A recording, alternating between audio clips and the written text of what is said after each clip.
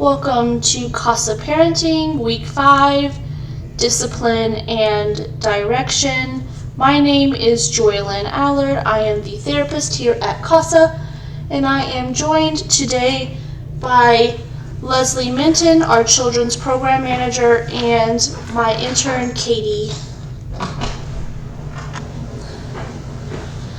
The course expectations are the same.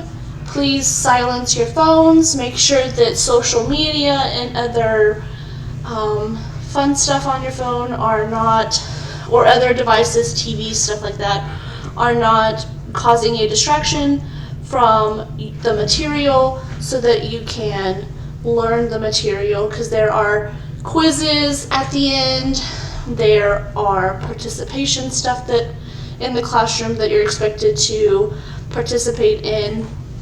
And there's attention verification questions throughout that are both audio and visual. Audio is me reading them, and visual is me letting you know, hey, there's a question, read it and respond. Participate in conversations and ask questions in the discussion boards when you feel comfortable doing so. When you do that, please also be kind and respectful to both the instructors and other participants, but also respect your privacy and confidentiality as well as the privacy and confidentiality of others that have responded. Don't broadcast things that they said or things that they do, or even who's in the group. The people who are in it are expecting a level of confidentiality and privacy, and I'm sure you would appreciate that as a participant. Do not share group materials with others. So if you know other people who are interested in the course or that need to take the course, instead of giving them the materials, please just refer them to us. Don't give them the link to the classroom. Don't give them the materials that are presented to you. Just give them more information and they can reach out to us. Also, keep track of your own certificates.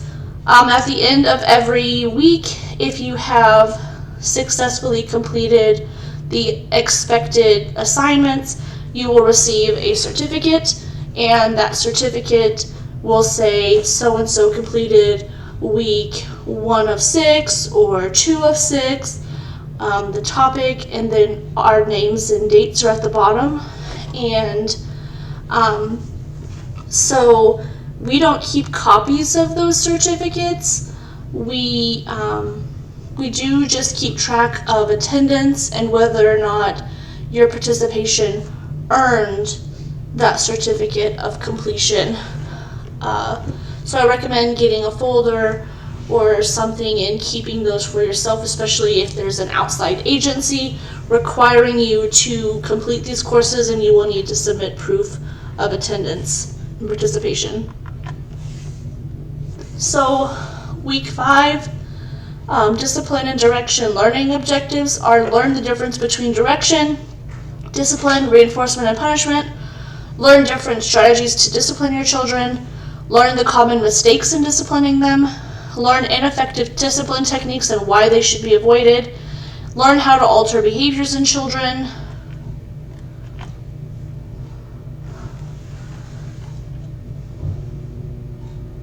it froze. Discipline versus direction. So discipline discipline is the means of building a child's behavioral structure. So the rules, consequences, punishments, etc. Direction we've already talked about when talking about communication in the past, in week 2. And direction is the tool that parents or caregivers use to build that structure. So it's communication, praise, modeling.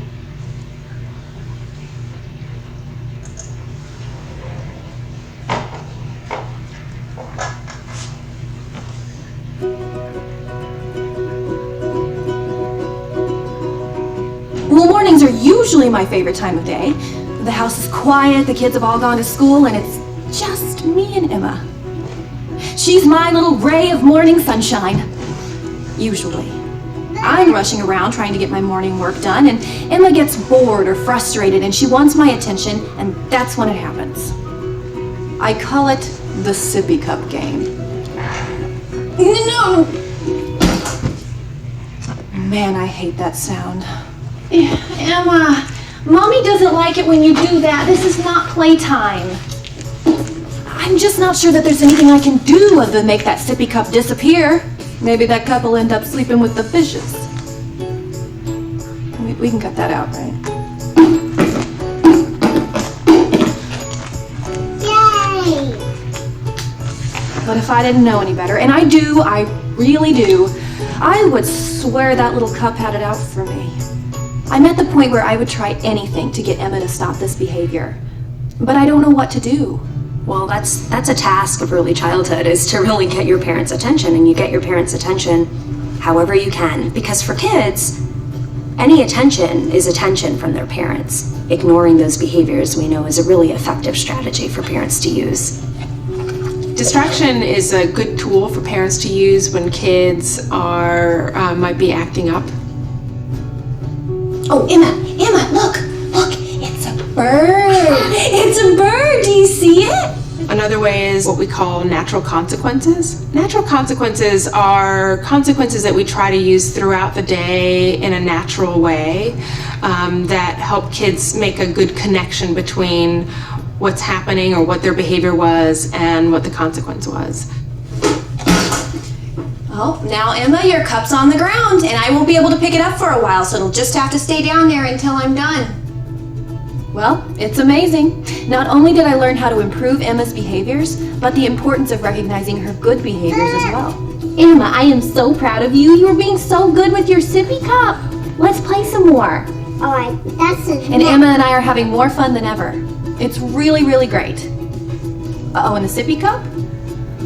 Well, that's another story.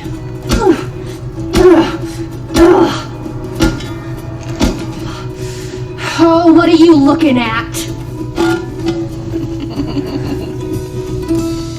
That's not a very cute dog. So basically, discipline is the means of teaching your child what type of behavior is acceptable and not acceptable. Keys to giving good directions. So we talked about directions before, and the steps to giving directions, which are making sure you've got their attention, give the direction, checking for compliance, and then adding a consequence. But the keys to being able to give good directions are to make sure that you have your child's attention, be clear and concise on what you want your child to do and when you want them to do it. Ask your child to repeat the direction back to you to make sure that they understand what you're asking them, and just to make sure that they heard you. And avoid asking them to do things in the form of questions, because when you want your child to do something and you ask it in the form of a question, you provide them with an opportunity to say, no, I don't want to do that. And give them one direction at a time. Overloading them with a bunch of directions is going to basically set your child up for failure. They may not remember what comes next or what all you wanted them to do. And model good listening skills. During special playtime or whenever you're interacting with your child, just be a good listener and give your child positive attention when they are being good listeners too. Common mistakes that happen when we're giving those directions are giving too many commands at once, giving weak, not specific, or non-specific directions. You repeat your instructions, which starts to sound like nagging. And you don't follow through with consequences when you say you're going to give them consequences, and you don't offer them positive reinforcement when they follow directions or are listening. One place where it's really common for parents to get frustrated, and caregivers in general, is when we ask to clean up your room or clean up your playroom, because there's usually stuff everywhere. So an example of good directions would be, Susie, can you go pick up all of your dolls? And then once she picks up all of her dolls, ask her to pick up all of her dress clothes, and so on and so forth. And if she's not doing those things, then remind her that you're going to watch, like the with my niece, she didn't like cleaning, and so our thing was we'd watch a family movie. She gets to pick the movie after she cleaned, but she had to be clean. It had to be cleaned by like 5 o'clock to have time to watch the movie. And so if she was dragging her feet, I would remind her, we're not gonna have time to watch a movie if you don't hurry up. Yeah. And so that's a consequence that I was willing to follow through with, and that was immediate. Right.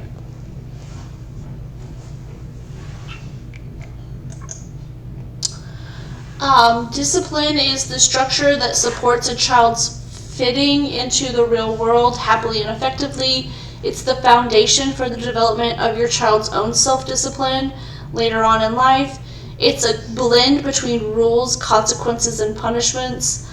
We'll talk about the differences between those in this PowerPoint. The discipline is directions given to a child by a strongly bonded adult. The child loves and that the adult loves and supports the child.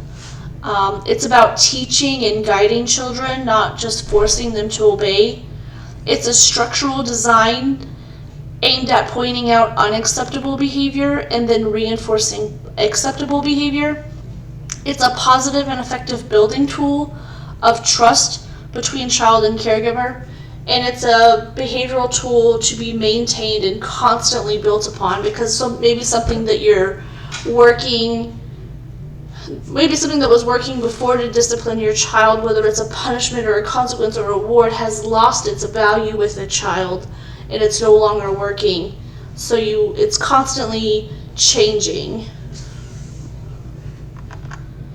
So what are the goals for discipline? The goals for discipline are to protect your child from danger, to help your child learn self-control and self-regulation. Discipline helps your child develop a sense of responsibility. It teaches your child family values and morals. Disciplining opposed to punishing is all about training and teaching.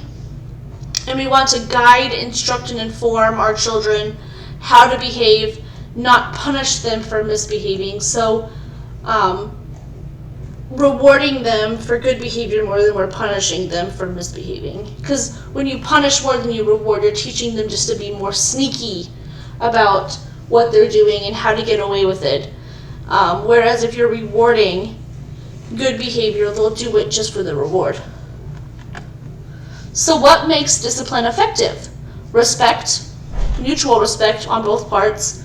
So discipline teaches children to respect you as adults or an authority figure, and it also teaches them, or any other authority, and it also teaches them to respect the rights of other people. It's also, you need consistency for discipline to be effective.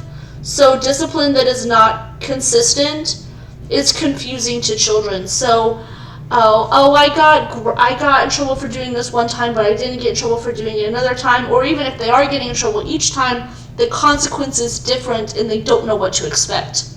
Or if it's more severe, it's going to be less severe. So consistency is key, and I know consistency is something we see a lot as being like something the parents can't usually follow through on, but even if you need to take a time out yourself and come back to it later, sit down and talk to them like, look, remember when you did this? This is going to be the consequence for that. It doesn't have to be immediate. It works best when it's immediate, but consistency is going to be key. And also you got to keep in mind like the age of the child. Immediate is most effective with younger children who don't have the attention spans to think back to the things that they've done wrong. But older children that can remember that, you can take a longer break to calm down and then come back to it. And also fairness is what makes discipline effective. The discipline or the consequence or anything needs to be fair. It should not be unreasonable. You shouldn't ask them to write 100 or 200 or 300 sentences for something that was very minimal, like forgetting to put their dishes in the sink. Also, if you overly use a consequence, like for a lot of parents of teenagers, they automatically go to taking the cell phone. But if you're taking the cell phone for like weeks or months at a time, they get used to not having it, and so now it's no longer a consequence for them. Right. So that's another reason that you need to be reasonable and fair about what's going on, and you want it to be have to do with what they got in trouble for. Like Makes sense. Right. If they didn't do the dishes, taking the cell phone may not make sense because they weren't on their cell phone, and that's why they didn't do the dishes. They just chose not to do the dishes. So a different consequence would probably be better. Like making dishes their chore for the next 2 weeks. Yeah.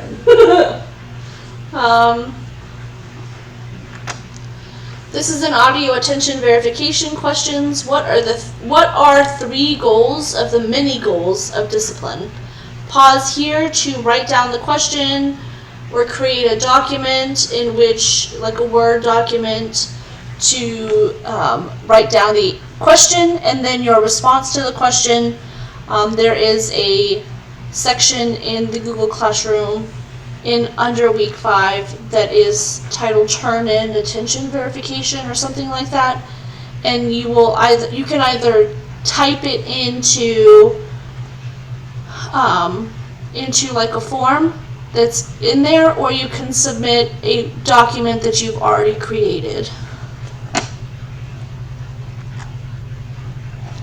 So there are many different types of discipline, like she talked about in that video. There is planned ignoring, there is natural consequences, there are logical consequences, removing privileges, and then timeout. We go into each one of them on their own slides, in talking about what it is, and how to use it. Here's a video from the CDC on using discipline and consequences.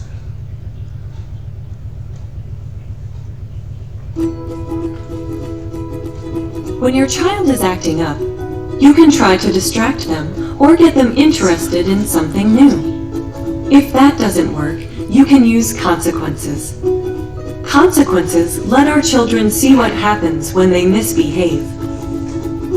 There are 5 steps to using consequences to reduce misbehavior. Step 1. Identify the misbehavior you want to stop. You want your child to know what behavior you like and don't like. Emma, I am so proud of you. You were being so careful with your sippy cup. No, Hey, let's play some more. Step 2. Give a warning. When there is a real consequence to it, that you give a warning as opposed to a threat.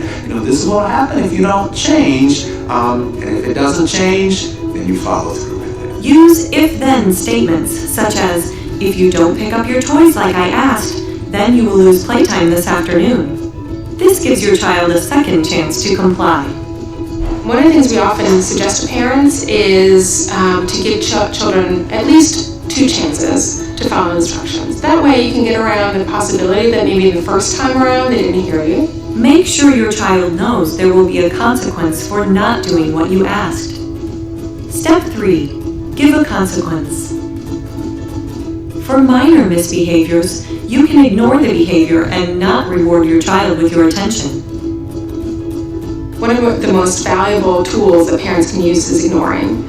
So that is absolutely critical when parents feel like their kids might be acting up just to get attention. Ignoring is something that is really important for parents to remember, that it's that removal, that attention, that is really allowing the child not to get their way. Or you can delay a privilege, where you wait to give your child something, such as playtime, until after your child does what you want. Or you could use a common sense consequence, where the consequence fits the misbehavior. For example, you could take away the toy your child keeps throwing at you. Or you could use natural consequences, where you let the child live with the natural result of her actions. Oh, now Emma, your cup's on the ground, and I won't be able to pick it up for a while, so it'll just have to stay down there until I'm done. Never use natural consequences when they put your child's safety at risk. For more serious misbehaviors, You can use timeout, where you put your child in a quiet place away from the things she might like, such as toys. Step 4. Tell them why. Make sure your child understands what they did to get the But consequence. this isn't playtime. Mommy doesn't like it when you do that. Step 5. Go back to positive communication. After the consequence is over, go back to talking and playing positively with your child. Avoid lecturing your child or holding a grudge. Be sure to give your child attention for their good behavior. A common challenge to using negative consequences is sometimes it's a kind of an emotional moment and you parents are stuck and they don't remember what to do. Using consequences will help you stop your child from acting up, and it will also help keep similar problems from happening in the future. When possible, try to use common sense consequences. So also with planned ignoring, you don't want to ignore stuff that's going to put your kid at risk. So, more on planned ignoring. Planned ignoring is when you plan to ignore behaviors such as like whining, mock crying, temper tantrums, pouting, and verbal aggression when they are occurring. And then when they are displaying the opposite of that behavior, labeling that and praising it, like saying, "Oh, you stopped yelling, thank you, I appreciate that."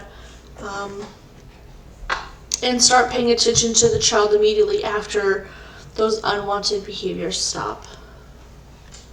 So with temper tantrums, if your child's the type of child that like will throw themselves on the floor and thrash around and stuff, you can still ignore that behavior, but placing a pillow under their head or some safety precautions around them to make sure they're not really going to hurt themselves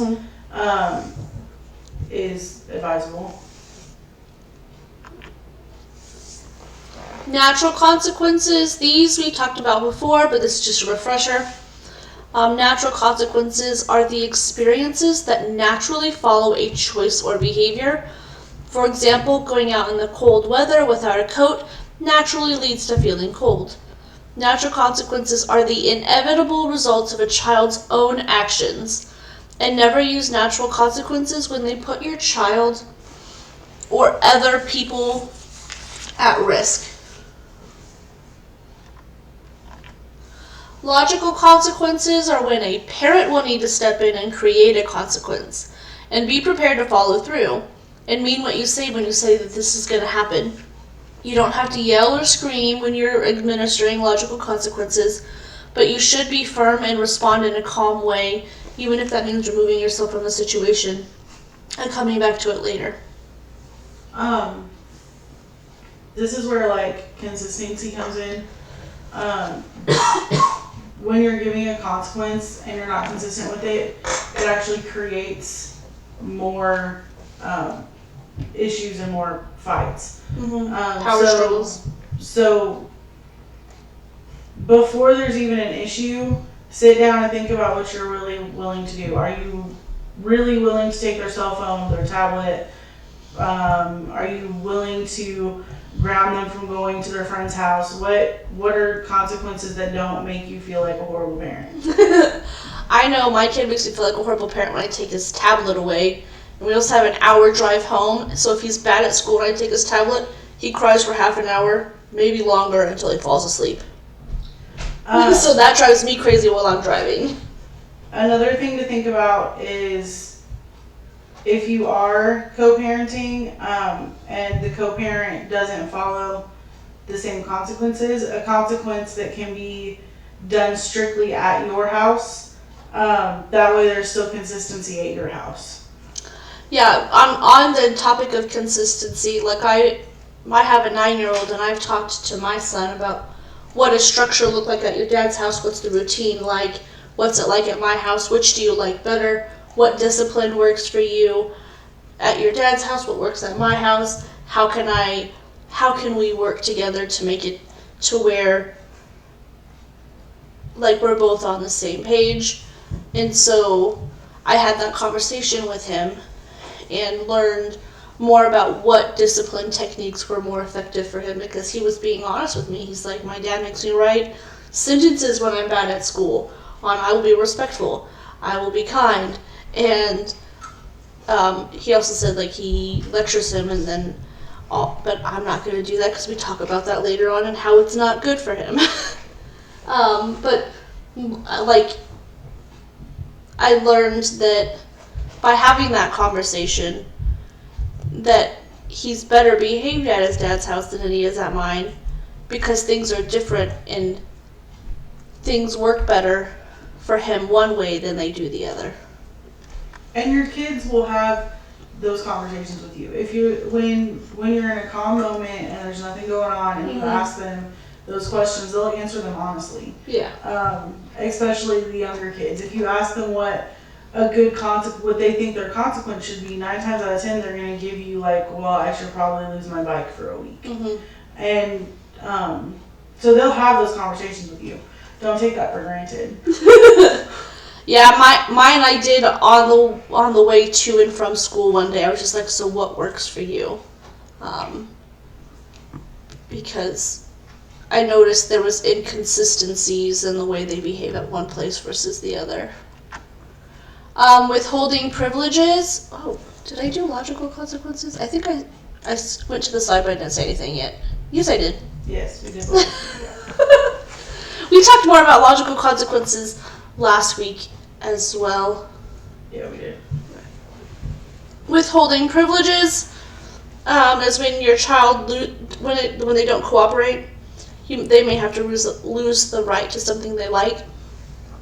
Choose something that is related to the misbehavior and be consistent and follow through. So one thing that I do with my kid is if he's too busy playing on his tablet or his phone to study or do his homework, he loses the rights to those privileges, because instead of doing what he's supposed to be doing and what is a priority, he's doing the things that he wants to do. And that becomes one of those things that I take away from him. Kids understanding the difference between what is a right and what is a privilege is important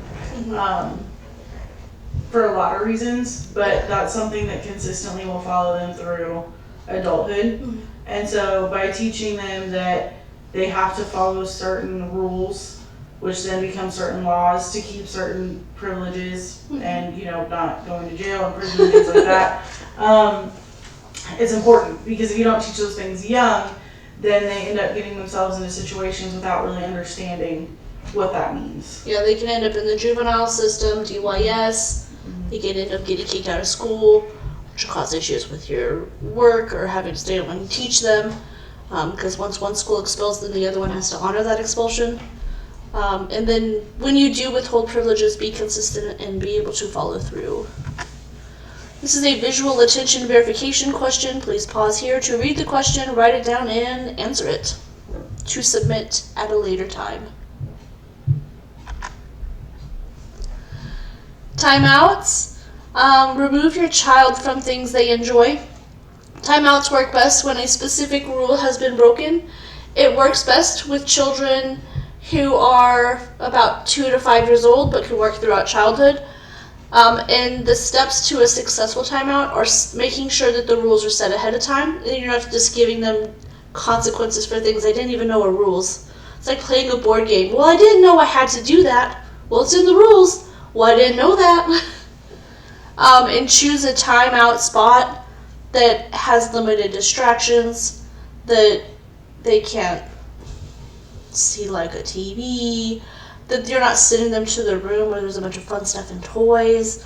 And then start a timeout timer, set a time limit.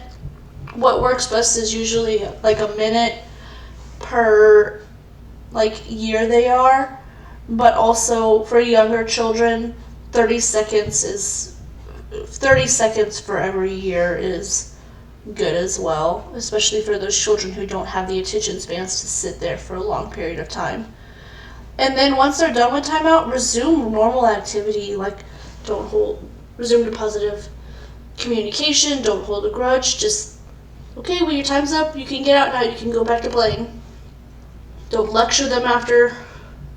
I used to be guilty of that, and timeouts worked for Some of my kids, timeouts didn't work for some of my kids, but one of my kids really hates being isolated from other people. So timeouts were like kryptonite.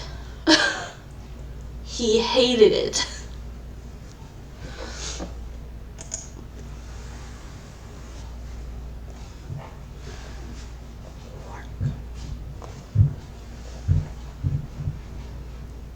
When children misbehave, timeout allows parents to take children from where they are acting up and put them in a safe place away from the things they like, such as their toys. Timeout gives children and parents time to calm down and regroup. Timeout's an effective tool because it is neutral, because it really addresses those behaviors that are really about getting a child's attention, and because it's safe. There are 5 steps to using timeout. Step 1. Check the behavior. Use timeout for serious problem behaviors, such as breaking a family rule. Warn your child that they'll go to timeout if they don't stop the behavior. And if you give a warning, always be willing to follow through. So if you tell a child that there's going to be a consequence, you better be ready to follow through. And you really can't threaten consequences you're not ready to put into action. Step 2. Tell the child they are going to timeout and why. It's important that you let your child know clearly what they did to get the timeout. Step 3. Have the child sit in timeout. You may need to lead your child to timeout. If your child won't go, walk them to timeout. As a last resort, carry them to timeout. Make sure you carry them in a way that is safe for both you and your child. Children don't want to go to timeout, of course, because it's something negative. You're removing them from a rewarding situation. So you can expect some unhappiness with it, some kicking sometimes, some screaming, that kind of thing. But if a child won't go, you take them by the hand, you make them go. If they still won't go, you pick them up, you put them in the timeout spot. I mean, it's non-negotiable. Do not talk to your child while she is in timeout, but keep an eye on her to make sure she stays in timeout and is safe. Step 4. End timeout. If your child is quiet for the last 5 seconds or so of timeout, you may end timeout. You should give your child 1 minute of timeout for every year of age. So if a child is 3, you should give them a 3-minute timeout. Children should not be allowed to get out of doing what you told them to do. When timeout is over, have your child do what you originally told them to do before the timeout. Step 5. Praise the next good thing your child does. You want your child to know that timeout is over and that you still love her. There are other ways to do timeout that you may find useful. For example, if children are fighting over a toy or playing too rough with a particular toy, take the toy away and put it in timeout. You can also use timeout in a public place. Find a spot where your child will not be around other people, such as staring at a blank wall, and follow the steps for timeout you use at home.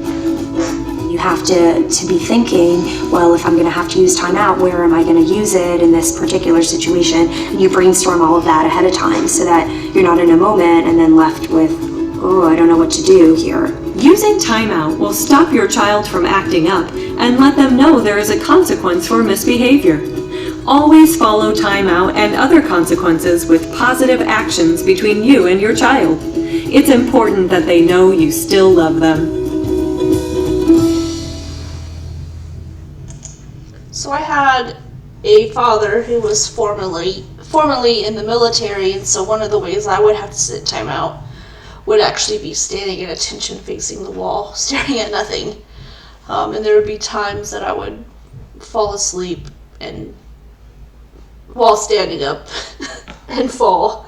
So making sure that it's a reasonable time limit is important too. I would also discourage using any form of like exercise or reading as a consequence or a timeout kind of thing, just because then it becomes negative and the kids don't want to do it. I used, and I regret this now because my kid's in kindergarten, but I used those workbooks, those preschool kindergarten workbooks, where you have to trace numbers and letters and shapes and colors and stuff, and it's basically learning I used that when my kid was grounded from his tablet. He's like, Mom, I'm going to be so bored. And I was like, well, then why don't you go do this? And he now hates school because he thinks it's a giant punishment. So. And then toy timeout works really good for siblings. If you have siblings that are like fighting over the same toy, putting the toy up makes them realize they have to learn to share.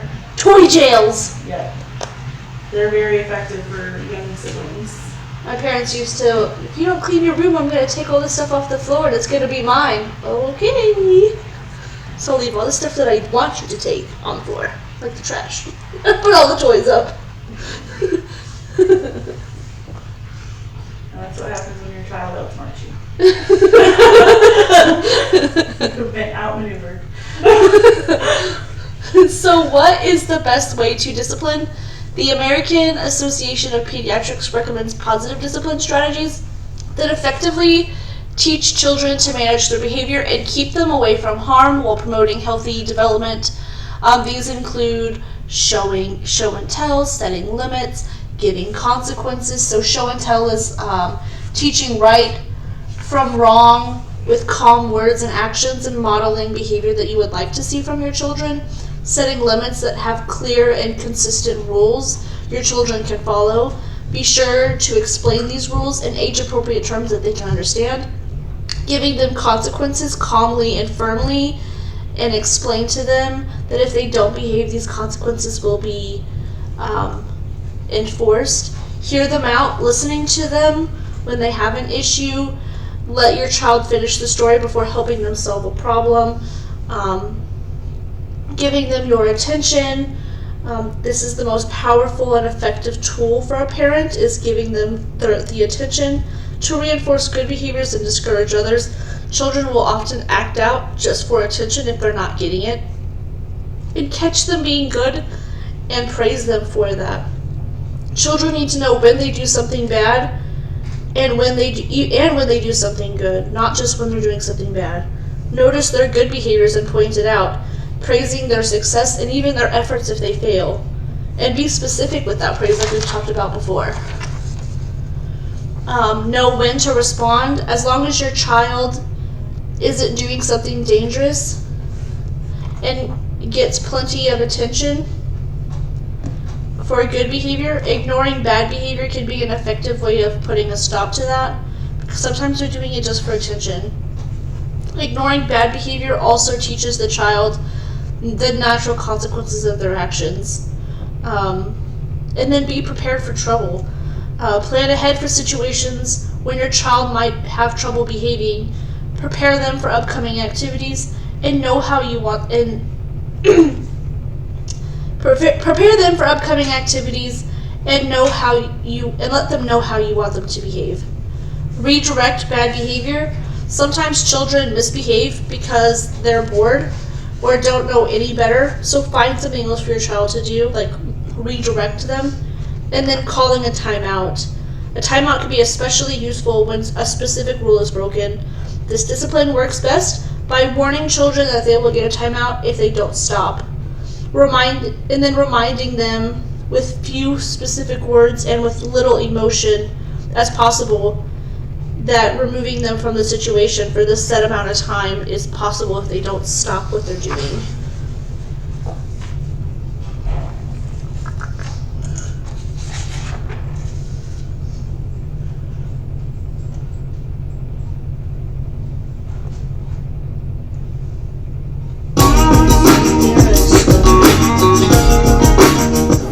Hi, I'm Dr. Christian Conti, and parenting, it can be really hard, especially when your children aren't listening.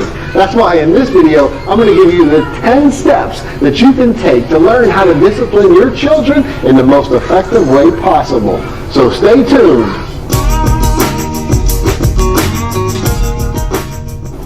Step number 1, remember that your primary goal is to teach your children. Now look, you can go the lazy route and yell and scream and make all kind of fuss at your children when you're trying to teach, but is that really the optimal way that children learn? Is that the best way that you learn? Would you like to be yelled at and screamed at and hit for not knowing something? Think about it. If your primary goal is to teach your children, then think about the best possible way that you can teach them. Step number 2, align your expectations with reality. Your children are young, they're supposed to make mistakes. The reality is they're going to mess up. You and I, we've been around on this earth much longer than our children, and we still make mistakes. And think about it, would you really like it if someone yelled, screamed, demeaned, or hit you just because you made a mistake? Align your expectations with reality. Your children are supposed to make mistakes. They're not born knowing everything. Remember, it's our job to do step 1, which is teach our children. And in order to do that effectively, we move to step 2, which is align our expectations with the reality that our children are going to make mistakes. Step number 3, understand your child's learning style. Look, what works for you won't necessarily work for your children. Think about it. If your children aren't seeing well, are you just going to take off your glasses and say, hey, just put these on? They work for me. I'm sure they'll work for you. It's not going to happen. There are different learning styles. Some children like to learn by visualizing. Other children learn better by listening. Still others learn better by touching things and being hands-on with the experience of it. The fact is that if you want your children to learn, you have to figure out what their learning style is. So figure out your children's learning styles. Step number 4, take the time to meet your children where they are. Look, if you had a friend who was stuck in another state and he called you up and said, I'm stuck in another state, and you said, well, you shouldn't be there. That's not going to do anything. That's kind of a waste of time. If you really want to help your friend, you got to hang up the phone and actually go meet him where he is. And the same is true with our children. If they have been told something time and again and they're not getting it, then the reality is they're not getting it. And so it's your job as a parent to go meet them where they are.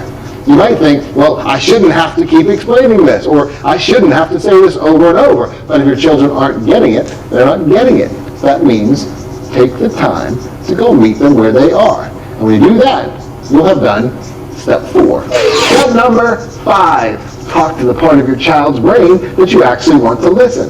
Look, here's how it is, really simply. Children think higher level thinking happens in the front of your brain. But the part of your brain that's really based on fear or fight or flight is in the middle of your brain. So when we're screaming at our children, the middle part of their brain is activated. But we want the front part to be activated. So if we really want to teach, we've got to step back and just talk. And when we do that, the front part of the brain is activated. Step number 6, give your children choices. Whether you want to acknowledge it or not, your children have a choice in every situation. And that means they even have a choice to not listen to you. We might not be able to choose in life all the things that happen to us, but we always have a choice with what we do with what happens to us. In life, your children have a choice whether or not they listen to you. Now, here's what's really important. If they choose not to listen, well, that's why there's a next step. Step number 7, provide consequences. Although it's awesome to validate and acknowledge that your children have a choice, it's really important to not enable your children to keep doing ineffective behaviors. And so, to stop enabling them, you want to provide a consequence that will help them learn the lesson. Because you remember, your goal is to teach your children. Listen to this. Children who have the lowest self-esteem have no rules and no consequences. Children with a little bit higher self-esteem have rules and consequences. But the children with the highest self-esteem have rules, consequences, and explanations. In other words, they understand why their choice led to a specific consequence. Because remember, your ultimate goal is to teach. And when you do that, you need to give them the reality that life has choices and consequences. Step number 8, be consistent. In other words, follow through with whatever you say. That way your children know that you mean what you say. Look, we all start out with a whole lot of credibility with our children, but every time we tell them we're going to do something and we don't, our credibility drops. And it drops and it drops. And that's the bad news, but the good news is this. The more we can be consistent and follow through with what we're going to say, the more our credibility builds back up with our children. I'm not asking you to be perfect in regard to consistency, because any parent out there knows that's pretty much nearly impossible. But what I am asking you to do is to be mindful of being more consistent. The more consistent you are, the more credibility you'll have. Step number 9, use compassion. Remember that there is a big difference between discipline and violence and aggression, and there's no real reason that discipline ever needed to get all entangled with violence and aggression. Children need discipline. They do not need violence or aggression. Compassion. That's what's most important. Step number 10, role model the type of self-discipline that you want your children to have. Look, we all know that children learn much more by watching than by listening to what we're saying. So if we want our children to be self-disciplined and in control of their lives, then we need to be self-disciplined and in control of our lives. In fact, it's the reason why I titled my last book, Zen Parent, Zen Child. If I want my child to be Zen, I've got to become Zen myself. Remember, you are your child's role model, and they're always watching you. So you don't get to take a time out from your character. You've got to be on, because you've got a role model. Because your primary goal in all of this is to teach your children. If this video was helpful for you, one of the best ways to say thank you is by hitting the like button down there or by subscribing to the channel. Each week, we'll be answering more and more of your questions, so any questions that you have, leave them in the comment section below. And be sure to visit drchristianconti.com.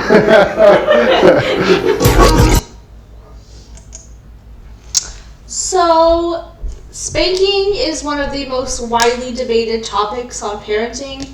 While most pediatricians and parenting experts don't recommend spanking, the vast majority of parents around the world admit to spanking their children. For many parents, spanking can feel like the fastest and most effective way to change their child's behavior, and it often works short term, but studies have shown that corporal punishment has long-term consequences for kids. So the AAP, which is the American Pediatrics Association, issued a policy statement entitled Effective Discipline to Raise Healthy Children, and it highlights why it's important to focus on teaching children good behavior rather than punishing them for bad behavior. And research shows that spanking, slapping, or other forms of physical punishment not only are ineffective ways that don't work to correct your child's behavior, but also have damaging, lasting effects. The same holds true for yelling at your kid or shaming them.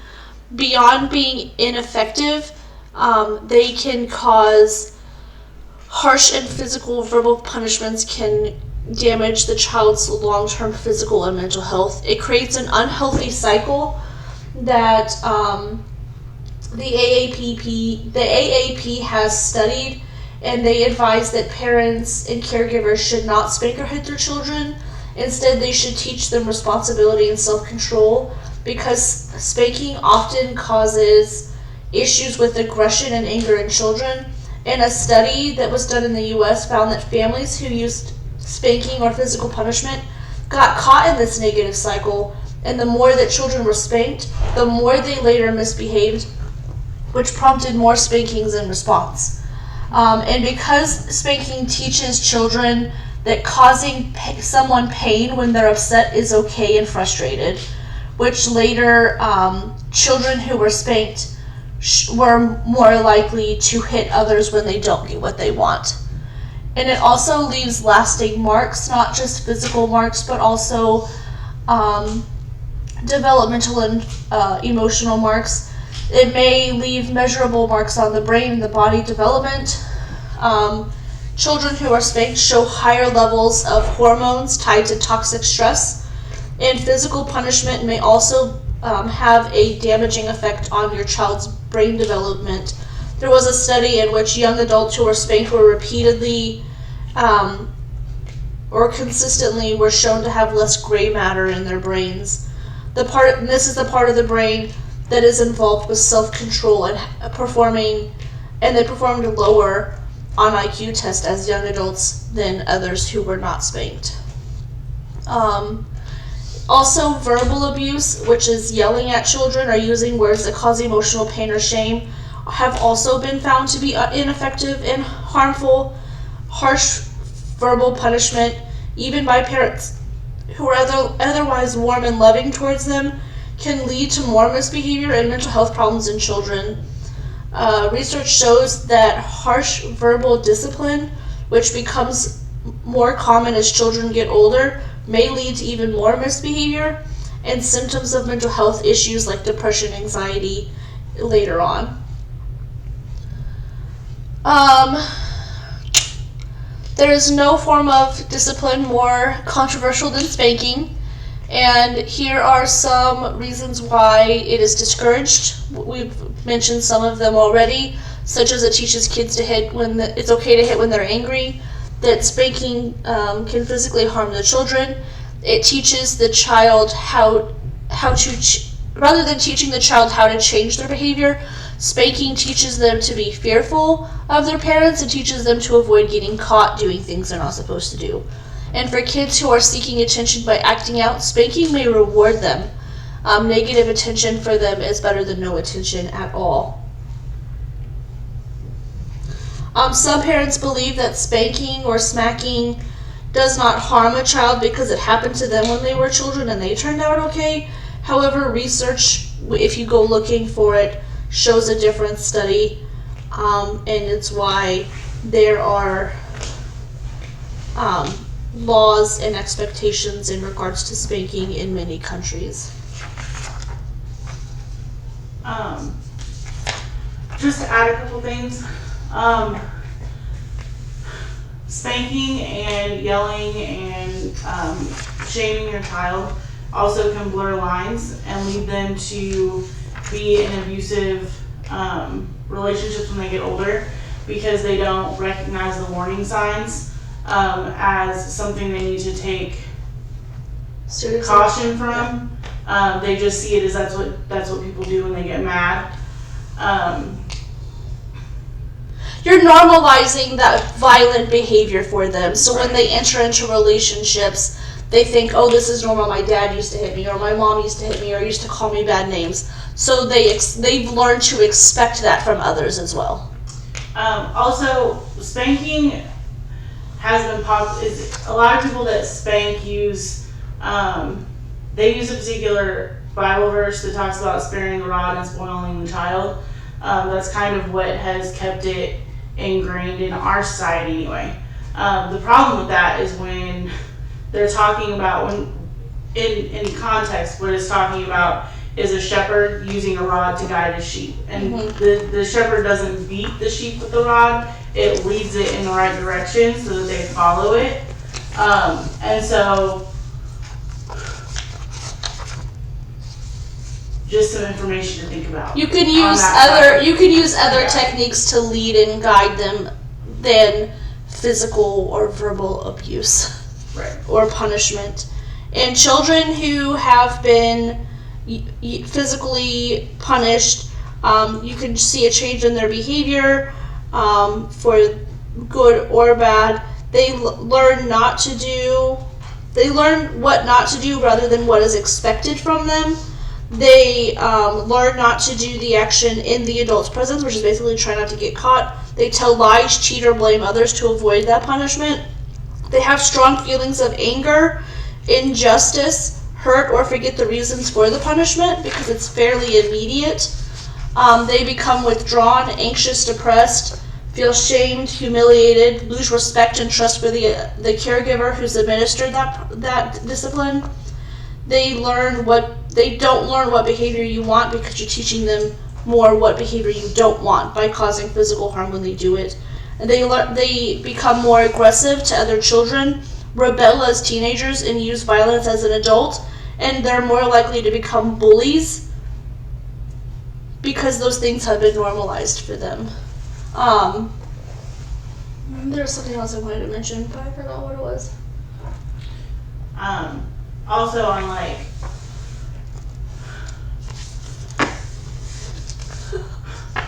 more personal note, I was spanked as a kid, and I was always that person who was like, well, I'm gonna spank my kids. But working in childcare and doing different handing positions. Like, you can't hit other people's kids. That's way not appropriate. Mm-hmm. So by being in those circumstances and having the opportunity to learn how to like explain things, discipline in the right way, do a lot of the things that we've talked about so far, and like consequences and things like that, kids respond better and you have a better relationship, and they're more likely to come to you when they have problems rather than be afraid of punishment. And in that conversation that I mentioned earlier with my child, this is what I wanted to remember to say. I asked him, like, what forms of punishment work for you?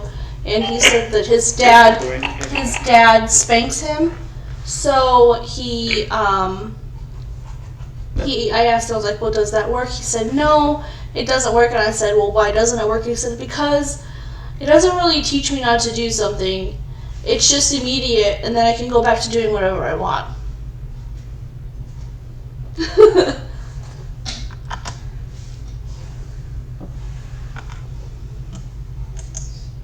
Oops. And that's how kids think about all punishment. If the when they're doing something, like, that's how I thought about punishment when I was a kid. Yeah. If I thought it was worth it, then I would do it, and if I didn't, then yeah. It so just if made me hide things. Like, I would hide in my room and do things, or I would like hide trash in my room because I didn't want my parents to find out that I had eaten something or done something. My kid does the same thing, hides his trash, but he does it sneaky. He either puts it between the wall and his bookshelf, or he, like, where this sheet meets his, like, comes around to the bottom side, he just shoves shit in there. Trash, dirty clothes, it doesn't matter. Like, where'd your shirt go? Oh, it's shoved under my bed.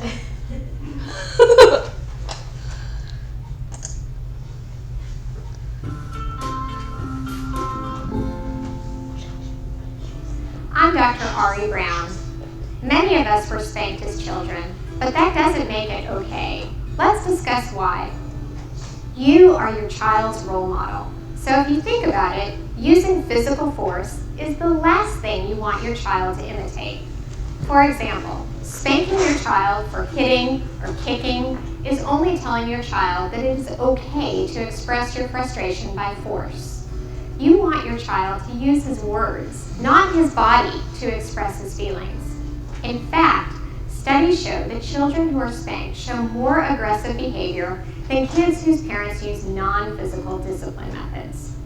Keep in mind that discipline means to teach. What does spanking teach? It teaches a child to be afraid of his parents. It teaches a child that his parent will hurt him to keep him in line. It doesn't teach the child why the parent has made a rule or limit, or how to act appropriately. The best discipline methods teach children that there are natural consequences for poor behaviors.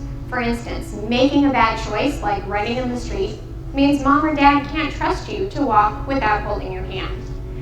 The next time you think about spanking your child, and we've all thought about it at times, consider what you want your child to learn from your behavior. Remember, you're the grown-up. Don't resort to acting like a child. Take the time to learn some positive discipline methods instead of making a poor parenting choice. If you feel like you're losing your cool, take a step back and take a deep cleansing breath. Here are some alternatives. Ignore attention-seeking behaviors. Give attention for good behavior you'd like to see again. Redirect your child to a more appropriate activity or behavior. Give your child choices, all things you want her to do anyway. Teach consequences that make sense for making a bad choice. And use time out for more serious offenses. Raising kids is the toughest and most satisfying job you'll ever have. I hope these tips help you along the way.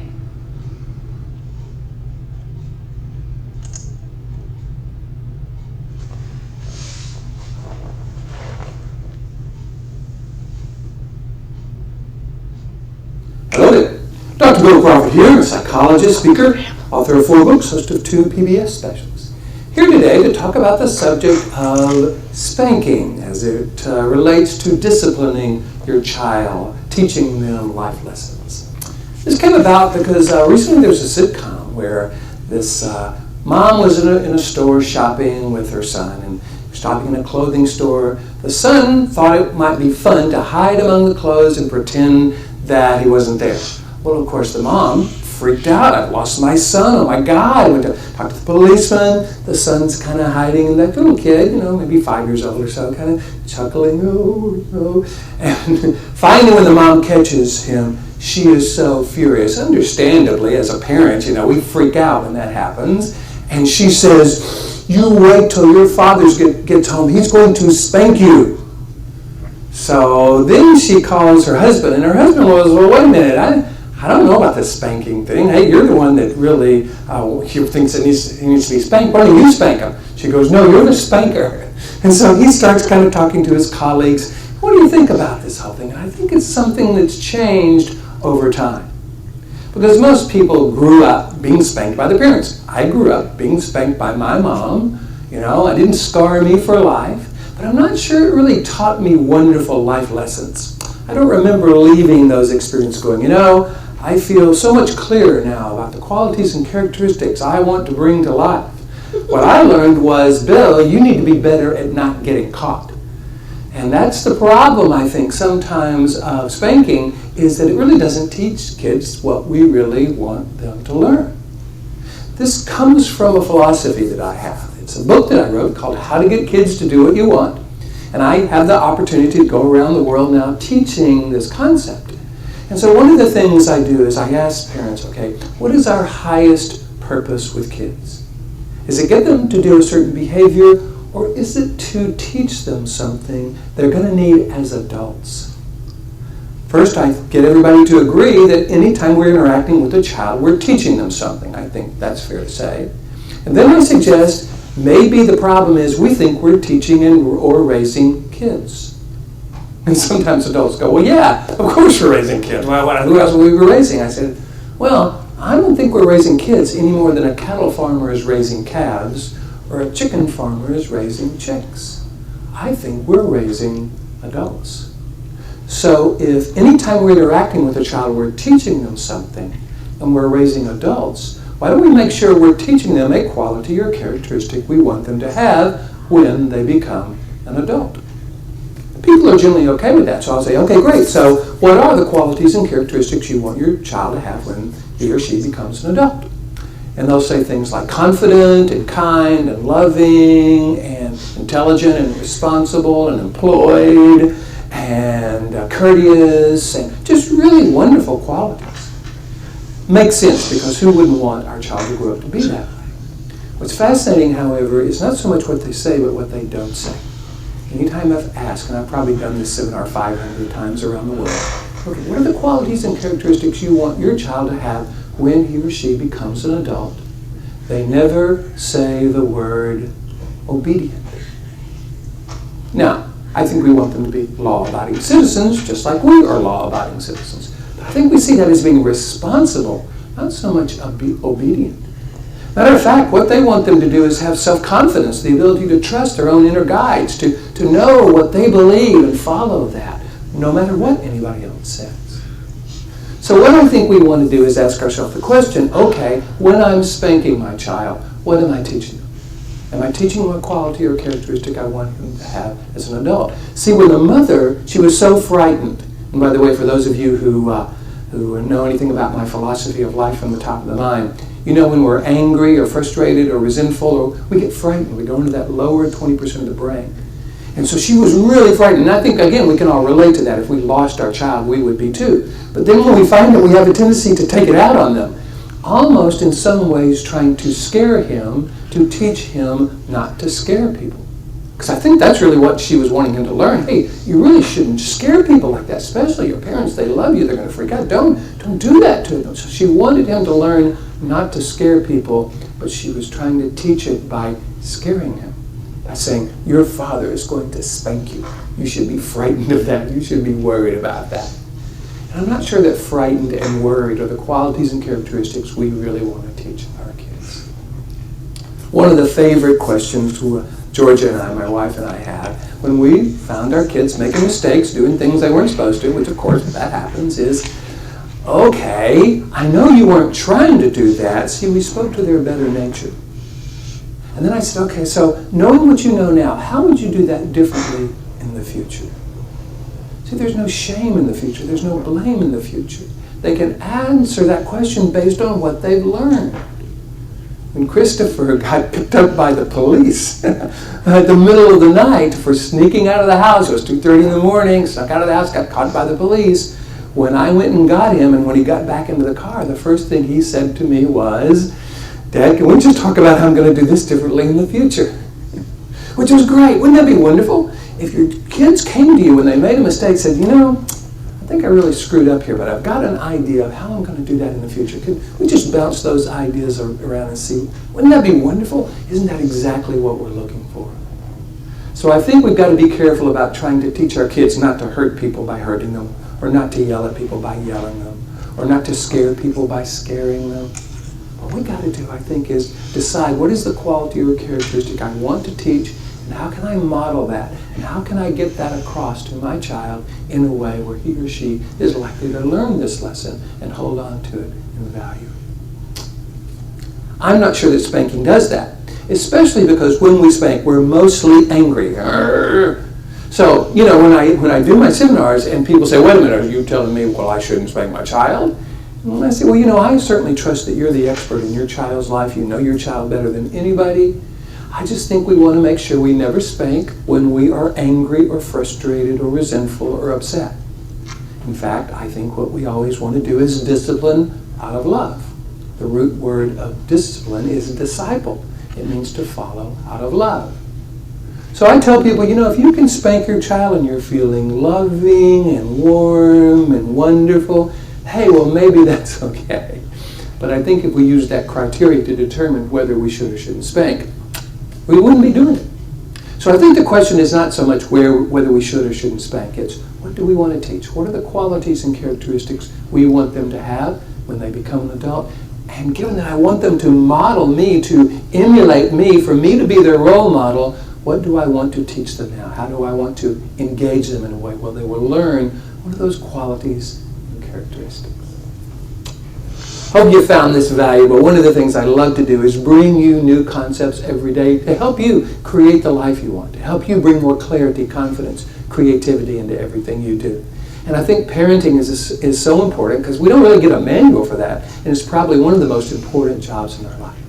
So if you want me to come to your school or your church or your community, do a presentation on how to get kids to do what you want, I can show you how to engage that receptive part of the brain, that upper 80% of the brain, the cooperative. Moving along. So in Missouri, I'm not sure about other states. If you are participating from other states, you will need to look up the laws yourself. But we are based in Missouri, so I'm going to talk about Missouri laws for the use of spanking and how Missouri defines child abuse. Abuse is defined in Missouri as any physical injury, sexual abuse, or emotional abuse inflicted on a child other than by accidental means by those responsible for the child's care, custody, and control, except that discipline, including spanking, should be administered in a reasonable manner and shall not be construed to be abuse.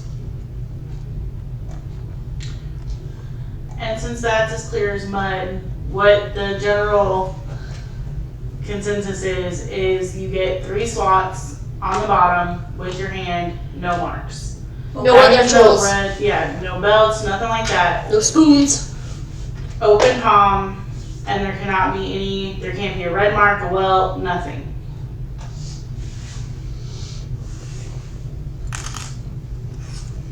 If you have any questions about that, you can call your local children's division.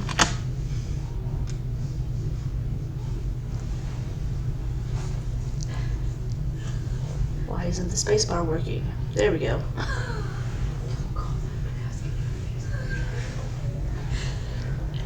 Do not yell when disciplining. Studies consistently show that yelling is one of the 8 discipline strategies that can actually make behaviors worse and that can lead to a vicious downward spiral Yelling leads to bad behavior, which leads to more yelling, and then you get into yelling matches, who can yell loudest, who can be heard, etc. Yelling loses effectiveness over time. A child who gets yelled at on a regular basis will learn to tune you out. Another problem with yelling is that it doesn't teach kids how to manage their behavior better. It just teaches them to yell when they're upset. And if a child gets yelled at for hitting their brother, they won't learn how to resolve things peacefully. So yelling also kind of like has an automatic response for people just to shut down, because they know that it's can be construed as violence or anger, and so your defense mechanism is to shut down and go within yourself, and maybe so then if you're yelling at them, none of those messages are being sunk in, because they're tuning you out, or intentionally just like, or unintentionally just shutting down, and kind of they're listening but they're not absorbing the content that you're yelling. If you find yourself yelling at your child, take a look at the reason why you're yelling. Sometimes you need to just remove yourself and calm down and display healthy anger management strategies. Wait until you're calm to discipline your child, and if you're yelling because your child doesn't listen the first time, try new strategies to get your child's attention to make sure they're listening the first time. And practice giving effective instructions without raising your voice. And finally, if you're yelling out of exasperation, develop a clear plan to address the behavior. Often parents yell empty threats that they never plan to follow through on, just because they just don't know what else to do.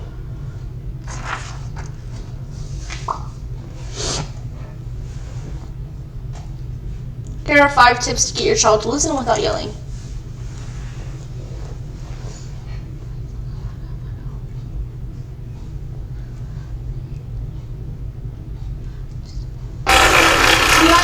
To parents, it is super tough when your kids are young and they just won't listen. That's why Nanny Rabina is here to help us out. Thank you for doing that in advance. I want to get to just a few tips, and then we're going to talk about 2 specific situations. We've got 2 moms here with us. How do you get kids to listen? You've got some points. Absolutely. Well, first of all, we have to acknowledge that some children do have what is known as selective hearing. Right. Okay, we've all right? I've actually done tests with this in the playground, calling a child and then they don't want, and then I'll holler, "Do you want an ice cream?" And suddenly they're all, "Oh, they heard that." Yeah. So we know that that does happen. So the first thing you want to do is make sure that the child is looking at you. Yes. Because that is absolutely necessary. If they're already involved in doing something, they may truly not hear you. Okay. I've said it 1,000 times. Eye Children contact. hear with their eyes. If they're not looking at you, 9 times out of 10 they don't hear you. If you know what, you're asking them to do something and you find it's becoming a little bit too much that you are asking them a lot, ask them to repeat it back. Now they have no excuse. Okay. So if you said go upstairs and brush your teeth, you now say, "What did mommy say?" "Mommy said I gotta brush my teeth." Yes. Okay. Next, you want to keep the sentence short. Yes. They're little people. They need little lines. I mean, at the end of the day, if your sentence is this long, I can tell you now, they've tuned you out by word 4. Because you're starting to sound like that, you know. And for a child of that age, they've lost you right about the 3rd word. So you want, you know, if they're coming to breakfast, it's not all about, "I need you to come to the table now and sit down." Forget all about it. Breakfast, okay, at the table, breakfast is ready. Get the point out at the beginning of the sentence. It's so, yeah, or it's like, "Sydney, eat." Yes, Right, exactly. like just keep it real crisp. Real short, yeah. Eat breakfast now. Yeah. And also, you know what? Keep sentences short as well for your spouses. Yes. Just keep it short. Okay, so we have a couple of moms here. They're both named Sarah, and they both have 4-year-olds. So Sarah, your son is Spencer. Yes. What do you find is the issue in the morning? Trying to get him to eat his breakfast on time. Yeah. Usually it takes him about an hour to an hour and a half to eat his breakfast in the morning. Yeah, ain't nobody got time for that. He starts school in September, so I'm a little worried about that because he's not eating when he should be, and it's taking a very long time. Okay, so you got to get out the door. He needs to get to school. You got to get to work. Can you come over here for a second, Spencer? I know it's so fun playing with blocks, but look, we have breakfast for you. Come and sit right here in this chair. Everything's going to go perfectly because he's on national television. If he was at home, yes, I take it you'd have called him 30, 40 times maybe. Okay. Okay. So he came to the table. Now, in order to get him into his food, can we do anything better here, Nanny? Yeah, well, first of all, well, in terms of the food and eating, I think what you need to do is give him a little pre-talk first. Okay, we have, you can say we have 30 minutes before we're down from the table, for example. Yes, I need you to eat faster. And somehow, as you go through, because some children, see, he's not slow at all right now. He's got a mouthful of Cheerios going on. But some children, by nature, are very slow eaters, okay? But there are things that you can do to speed them up. And I have to tell you, one of the things is to give him a time, and then that's it. Breakfast is away. Breakfast, you're limited with how much time you can use to practice these things, right? You probably do better practicing at dinner time to eat faster and hope it rolls over in the morning. But in the morning, it's like, this is how much time you'll have. The egg timer can go up. Okay, we've got to get our shoes on, jacket on, you didn't eat your breakfast, and have a snack to go. Have a snack in the car, because I know you don't want the kids going to school hungry. But at dinner time, that can be the time that you practice. And a friend told me a story last night. I'm like, I wonder how this would go down. Yeah. She tells her children, whatever is not eaten here at breakfast, she'd give them the talk about waste of food. Yeah. At dinner, you get for breakfast. Yeah. And she puts it, warms it up in the microwave. Next day, they are eating it for breakfast. And she has found from the 5 and the 7-year-old, the 7-year-old is definitely eating much faster. She's comprehended. She doesn't want that for breakfast. She does not want to have dinner for breakfast. You don't want to she eat well is for eating breakfast. faster. And she talks about the fact that this is a waste of food. We don't want to throw this food away. And this is the time. I like that. So, the time. 2 tips here. Give him less breakfast and take the rest to go. Yes. Secondly, whatever you didn't eat, that's your next meal, honey. Yes. Yeah, he's off. Look at that. He's That's your next meal. Okay. Let's move down. So, Sarah, you've got Lincoln here, and your issue is really bedtime when it comes to story time. What's happening? Right, settling down for story time and being able to pick a book and sit and listen to it. So he can't pick a book that he wants to read, and then he doesn't necessarily want to settle down with the book. So, I mean, I can think of a couple of things, but what would you say is a good piece of advice? Okay, the first thing is when you give a child too many choices, it's like telling me to go down the cereal aisle and pick a cereal. It's too much. It's too much. I've never yet gone down and actually picked one because there's too much choice. And I have a problem making choices in a restaurant with a menu sometimes. Oh, me too. Okay, what am I going to eat today? Yeah. So in terms of the books, maybe what you have to do is say, Lincoln, hey, come over here, buddy. Okay, these are the books that we're going to have for bedtime. Which book are you going to choose for story time? There. So that makes there you go. You see, that's what they pay me for. It's so easily fixed. Yeah. So giving him a smaller choice, because that can be overwhelming. If he really has a problem making that choice, then you know what? Again, use a timer. It's like, okay, Mom's going to count to 10, and then Mommy chooses the book. Right. Deal with the screens and the fussing. At the end of the day, if he's upset, the next day he'll try a little harder. The next day, you can actually say, we have less time for story time right now. I can only read half the story. We don't want to take away reading and the book. We want to encourage him to actually read the book, right? But if he's spending a lot of time choosing it, he's got to get less time reading, and then eventually he'll come back and he'll realize only half the story. I'm going to choose it faster today. Solid tips, Rubina.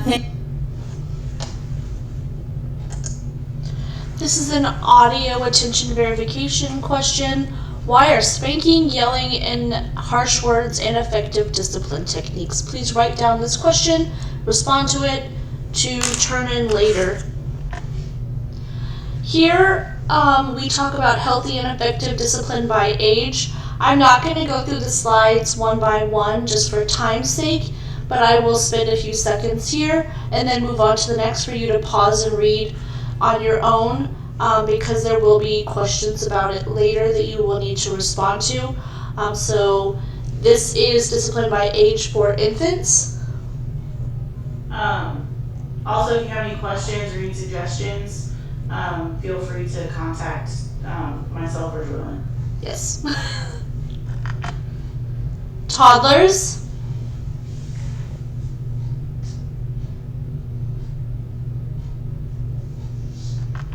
Preschool age children.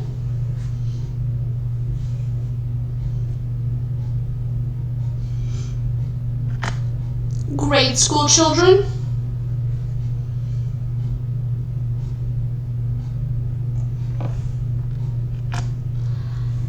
adolescents and teens,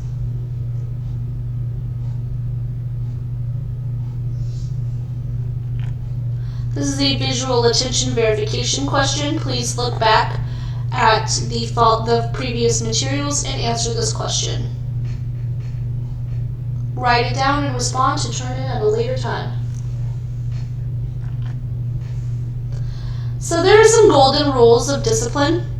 Stand firm, pick your battles, praise don't punish, set clear expectations, a lot of this we've already talked about. Providing unconditional love, you love them no matter what they do, even if they make a habit of being unlovable and misbehaving. Remaining calm when you discipline them. If you need to take a short break to calm down, do so. Think about the outcome of the discipline. What's the discipline teaching them? And connect to them on an emotional level. Discipline is more effective when they trust and feel supported by you. Never isolate or physically punish the child. Remain empathetic while doing it. Like, man, this really sucks, but you did this, so now I have to take away this.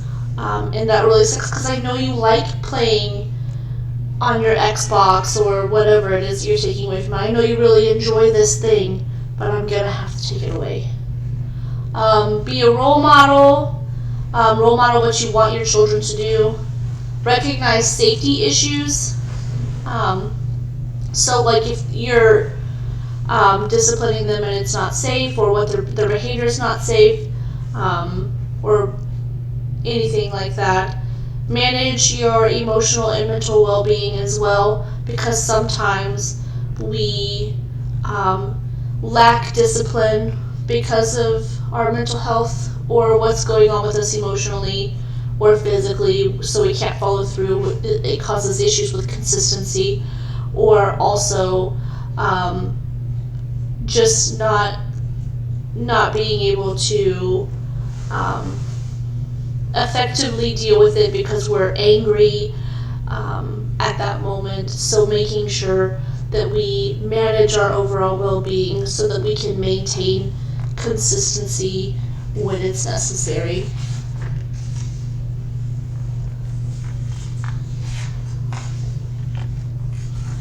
The do's and don'ts of discipline. Do find opportunities to praise them for good behavior. Make sure you're setting clear limits and keeping them, like you're not letting them falter at times and then reinforcing them at others. Be a parent, not a friend. I know people who are friends with their kids and like they're more buddy with them than they are mother-child or mother-son, father-son type relationships. And have a discipline plan. So this is what's going to happen if this happens. Don't view discipline as a punishment. Don't threaten or explode. Don't pay attention solely on bad behavior. And don't give in just to make it stop. Like kids who throw temper tantrums in the store and you're like, fine, I'll buy it for you if you shut up, basically. You can have the candy bar if you just stop.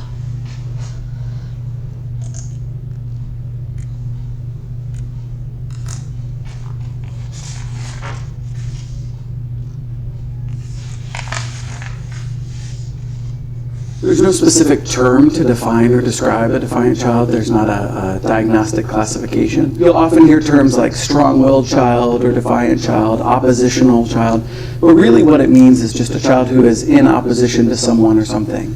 So someone who has a difficult time complying with, following rules. The things that are most effective for managing defiance are creating a structure that's predictable, that's clear, that's logical, that's fair. So if I'm a child and I act up, I should know what that consequence is going to be. If I have no idea if I'll even get a consequence or what it will be, I'm going to continually test that limit and push because, chances are nothing might happen. Make sure that you don't get into a power struggle.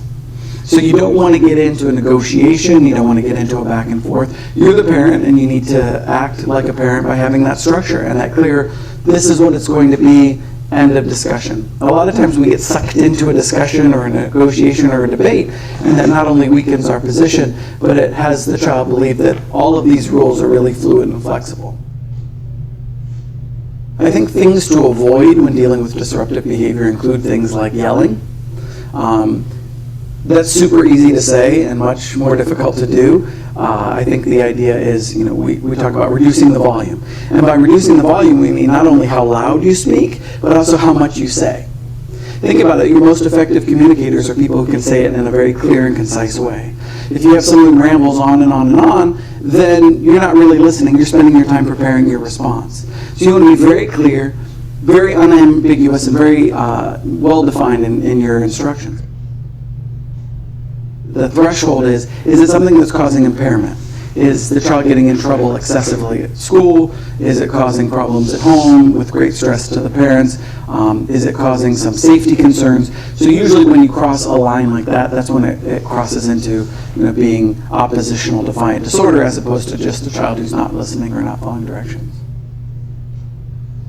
Where I would say, seeking clinical help would be useful is if you don't either have the resources available or you don't feel like you're getting that information or advice, or a lot of people need that structure. Tell me what I should be doing, thinking about putting it in place, and that really helps. Okay, I'm going to do this, then I'm going to do this, I'm going to do this. The haphazard approach isn't as effective for some people.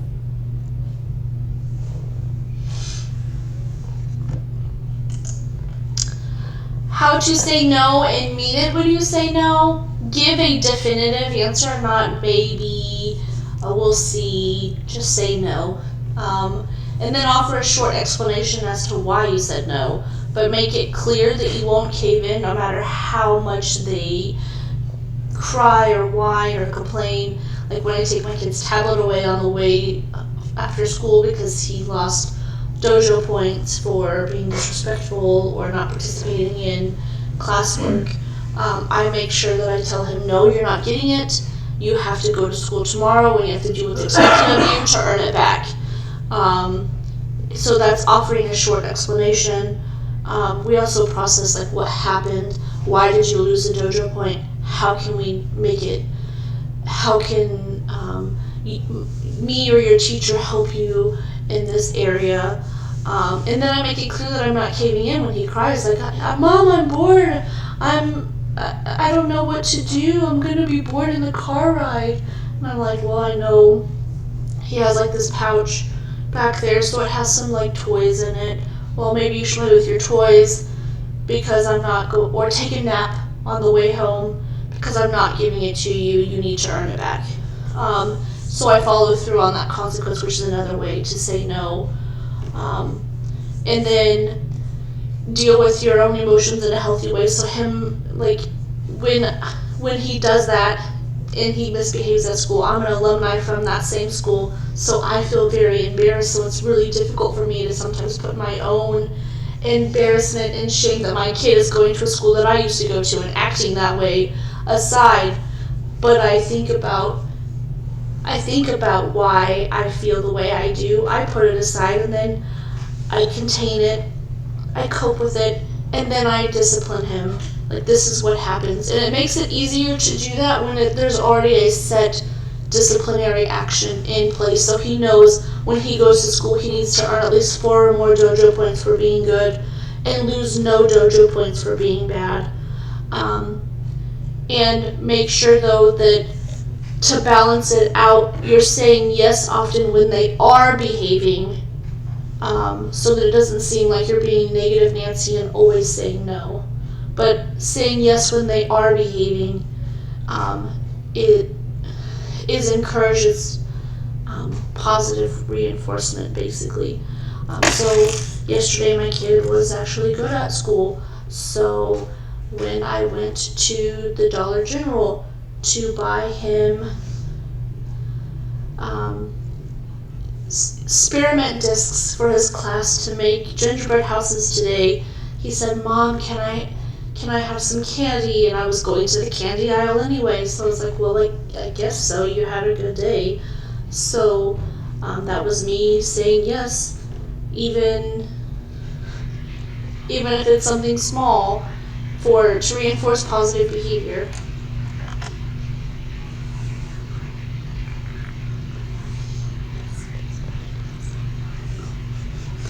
Discipline strategies that promote your child's self-esteem are to hold appropriate expectations, that they're not below the bar or above the bar of where they should be.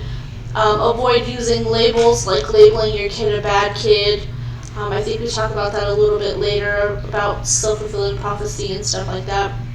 And separate the behavior from the child. Praise your child's efforts and make discipline about the learning of it and not the punishment behind it. So you're not punishing them for doing something bad, you're teaching them that you would rather them do this than that.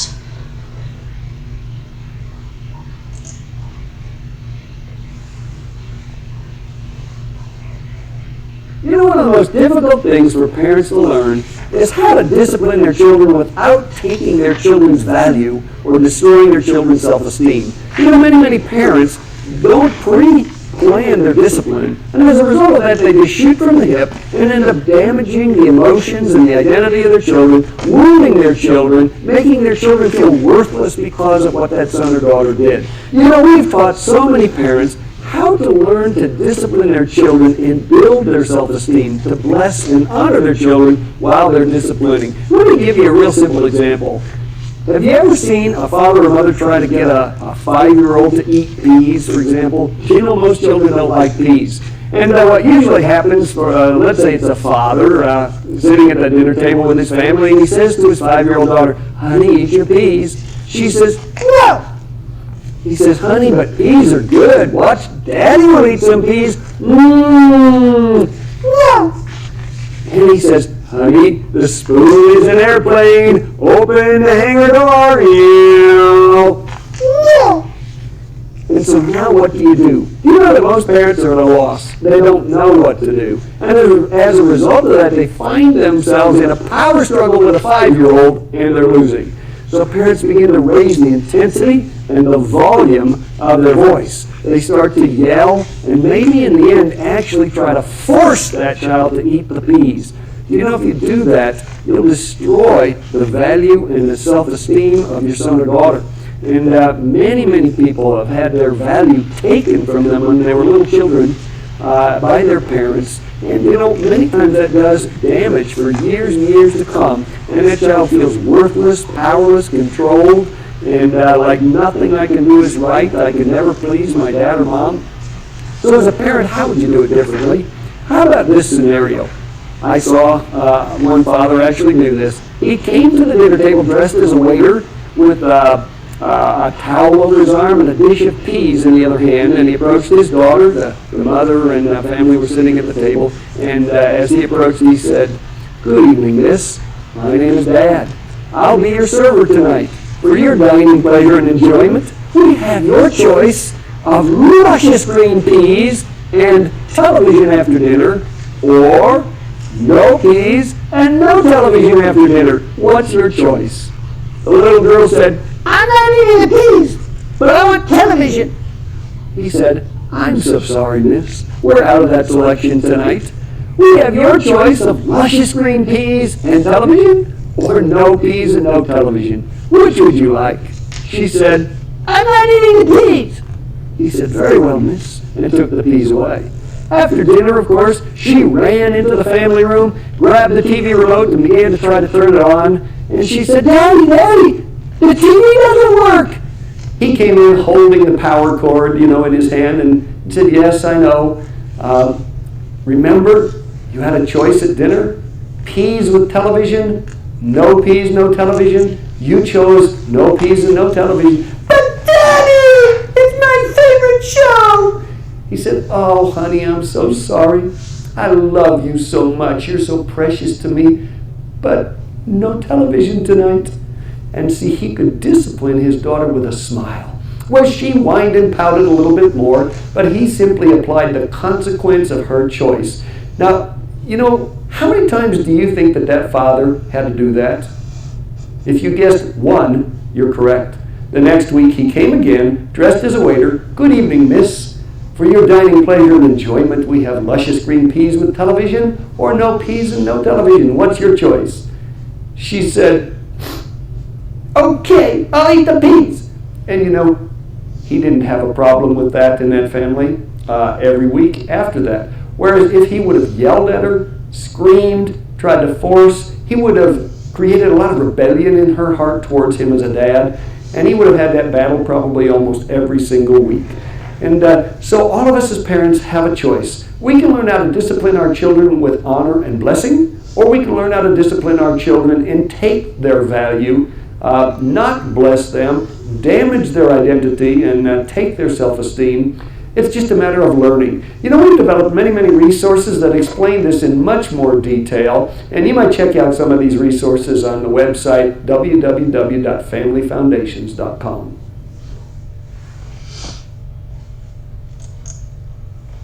Tips for maintaining discipline. Use discipline techniques that fit well for your child, your individual child. So things that work for one child may not work for the other. And they may lose their value and you might have to switch it up. So if something that did work doesn't work anymore. Communicate your discipline plan to your child and other caregivers so that it provides consistency across all venues. So if they're at grandma's house, aunts, uncles, wherever they may go, daycares, stuff like that. I know when my kids get grounded, I make sure to let their other parent know when they go to their dad's house. Or when they're at daycare, when they were younger, like, hey, he's grounded, please, if you can avoid it, please don't let him watch TV with the rest of the class. Ooh, that was a big one for him. Because everybody else gets to watch, but he doesn't. But be respectful of your child and be consistent. When it's done, move on, return to normal, a positive communication with them, don't lecture them. Understand what's appropriate for your child's age. That's where those previous slides are going to come into play. And look for the why behind the behavior. So understanding why that behavior is occurring to begin with, and problem solve ways to resolve that problem and prevent future misbehavior. And knowing when and where to go for professional help if things are ongoing and it doesn't seem to get any better. You've tried everything. Anytime you have questions about your child's behavior and discipline, check in with your child's doctor. It may be time to seek professional help from mental health professionals. When you see the following: ongoing disrespect for all authorities, teachers, parents, and other adults, aggressive or destructive behavior, signs of depression, such as feeling blue all the time, having no friends, or threatening suicide, or if your child or other members of the family use drugs or alcohol to deal with stress or other problems in their lives, and several relationships within the family have become difficult or strained.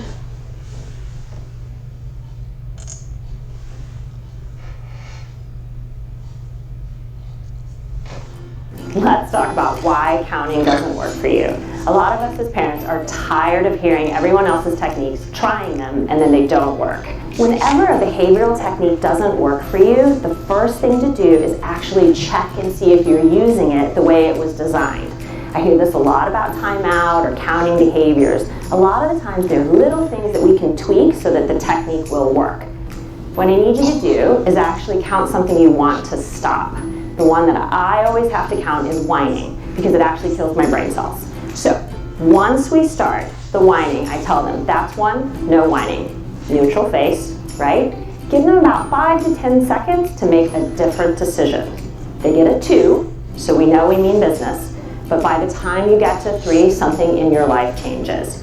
This is the best part. Either I'm going to walk away or you're going to go someplace else. But you aren't going to continue to whine at me, okay? So 1 and 2, you can say something along the lines of, let's try a different voice or anything else. But if they don't change their technique, then it's done. Okay, so you know that your counting technique is perfect. You're neutral, you're giving them 2 chances, and something about their world is changing. But what happens if it still isn't working?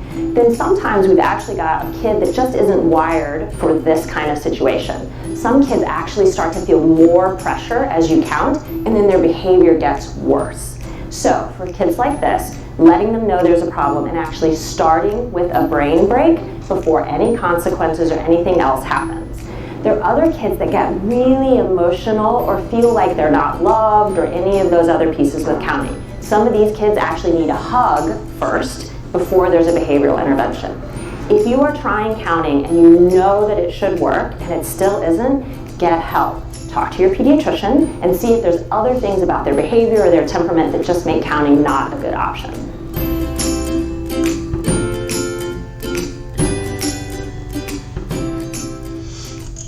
So I use counting a little bit differently. I'll say one, if you, like, for example, my kid's freaking out, raging over a video game because he can't do something right, or the screen didn't register on his phone that he touched something when he did. One, I'll just say, one, you need to calm down or I'm going to take your phone.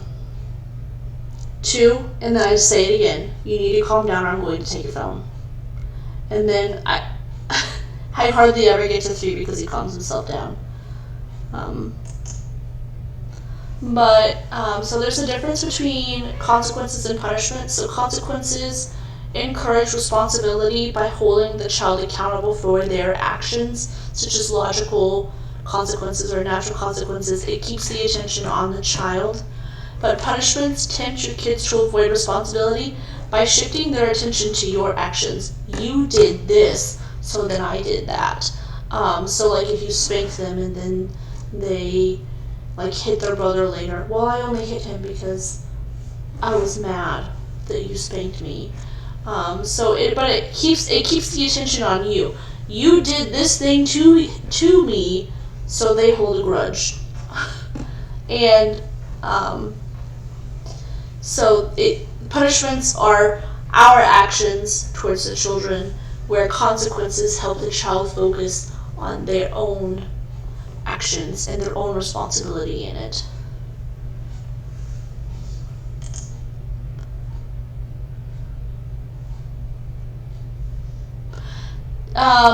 Discipline is the practice of training someone to behave in accordance to rules or a code of behavior.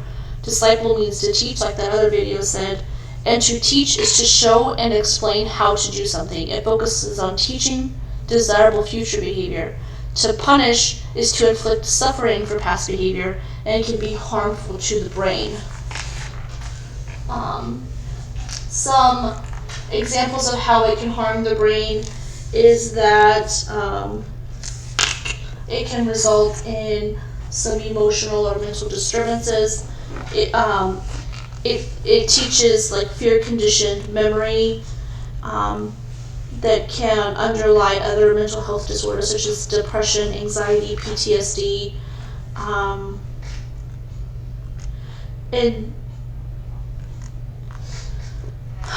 It increases the stress hormone elevation, which can result in brain shrinkage, leading to memory or learning difficulties, suppressed immune systems, hypertension, mental health, depression or anxiety can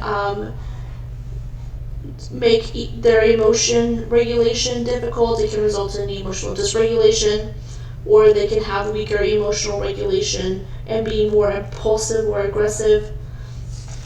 They can have what's called bidirectional influence, which is when, this is where we talk about the self-fulfilling prophecy. So if you label a kid bad and you expect them to be bad, they will do what you expect. So if you label a kid a bad kid, they're going to be bad. They will externalize the behavior and maybe even develop ODD. And externalizing it is where some numerous studies have found that harsh punishments, especially those that in the form of physical punishment, can lead to future aggression, which is they're externalizing the behavior, they're acting out. And they can become bullies or future victims.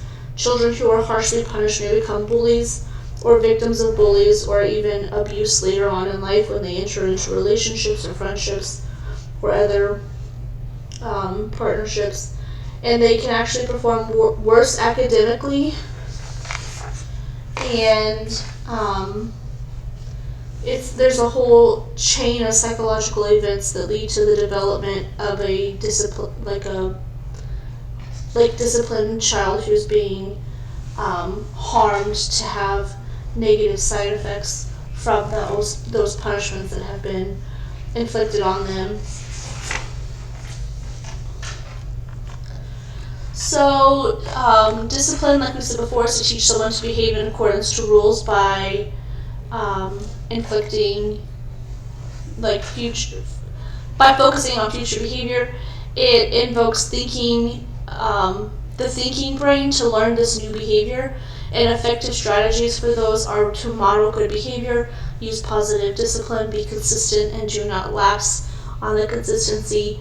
Reevaluate the age appropriateness of discipline that you are inflicting or trying to teach. And punishment is the infliction of suffering for past behavior, hoping to change future behavior, which invokes a emotional response to fear and consequences. And the effects of frequent fear on a child's brain include shrinkage, mental disorders, emotional dysregulation, self-fulfilling prophecy, and externalizing behavior, becoming future bullies or victims, and worsened academic performance. So Joylyn, I have a question. What's that? When you're talking about punishment, is that just in regards to like spanking and like yelling and shaming?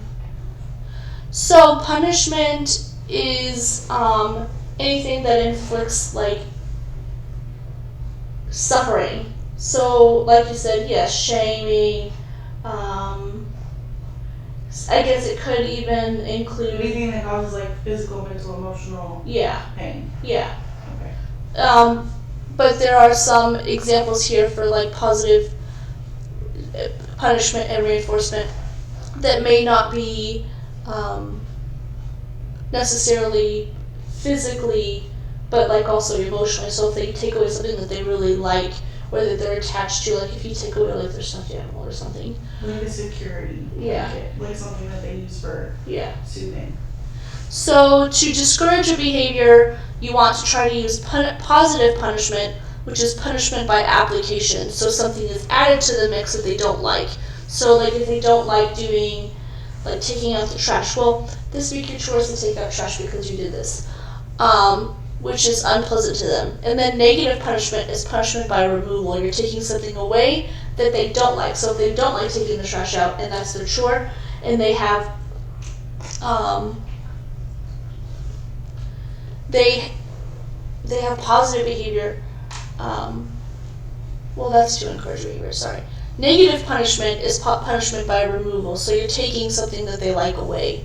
You're taking away those things that they enjoy, whether it's their security blanket, this can even go for like logical consequences. So if their tablets, their stuff like that that they enjoy, that if you take it away to prove a point, will discourage a behavior.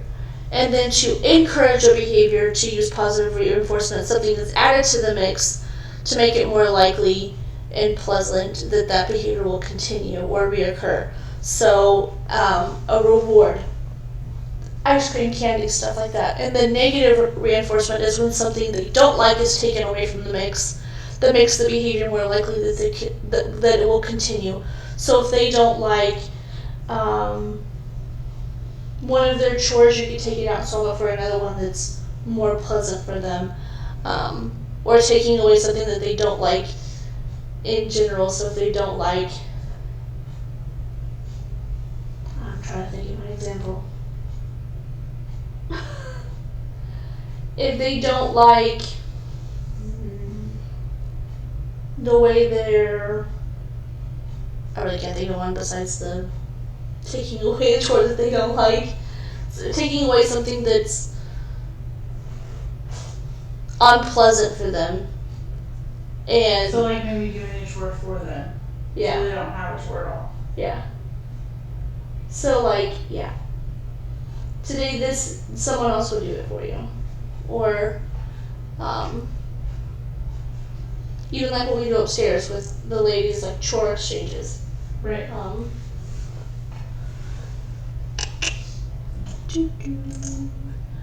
To use positive punishment, we use consequences that have meaning, those logical consequences where we take stuff away that that they enjoy doing. And we make consequences black and white, there's no gray areas. We have conversations about problem solving. So, well, I took this away, so how can you avoid getting it taken away in the future? Don't get sucked into an argument over the consequences. Just shut it down. Shut it down. Hold your child accountable for their own behavior, like, man, that really sucks. If you had done this, you wouldn't have gotten it taken away. I didn't make you do those things, you chose to do them yourself, and your teacher even reminds you to uphold those behaviors before she takes those points away. So if you just listen to your teacher the first time she tells you to do something, those things wouldn't happen. I already said that one. Don't show disgust or disdain or be sarcastic with your child. Don't demean them. Just administer the punishment with as little emotion as possible, which can be very difficult to do, but very easy to say out loud. Don't show emotions while you're disciplining your child. So the 5 steps to giving a consequence are to identify the misbehavior that they are getting punished for, or being that the consequence is a result of, and then give a warning when necessary, give the consequence, tell them why that consequence is being administered, and then resume to positive interaction. So in step 1, you want your child to know what behavior you like and what you don't like, so that's where those rules and expectations really come in, and those routines. These are things I expect of you. And then so if your child is displaying some misbehaviors, you can identify that, like, hey, look, you're yelling at your video game, I need you to stop. And then this is when you would administer a warning. If you can't stop, I'm gonna have to take that thing away from you. Which is then also letting them know that that's the consequence, and then tell them why. Like, when you yell at your video games, it shows me that you can't control yourself in your anger, and that you really need a timeout to calm down before you let it start affecting other areas of your life. And then I resume to positive communication. So when you give a warning, don't threaten, but warn them. Use if-then statements like we talked about before. If you don't do this, or if you do that, then this will happen. And then when you give the consequence for minor behaviors, try to ignore your child, the planned ignoring stage or type. And then once again, negative attention is still attention. We need to make sure that we're not rewarding bad behaviors with that attention. It's important.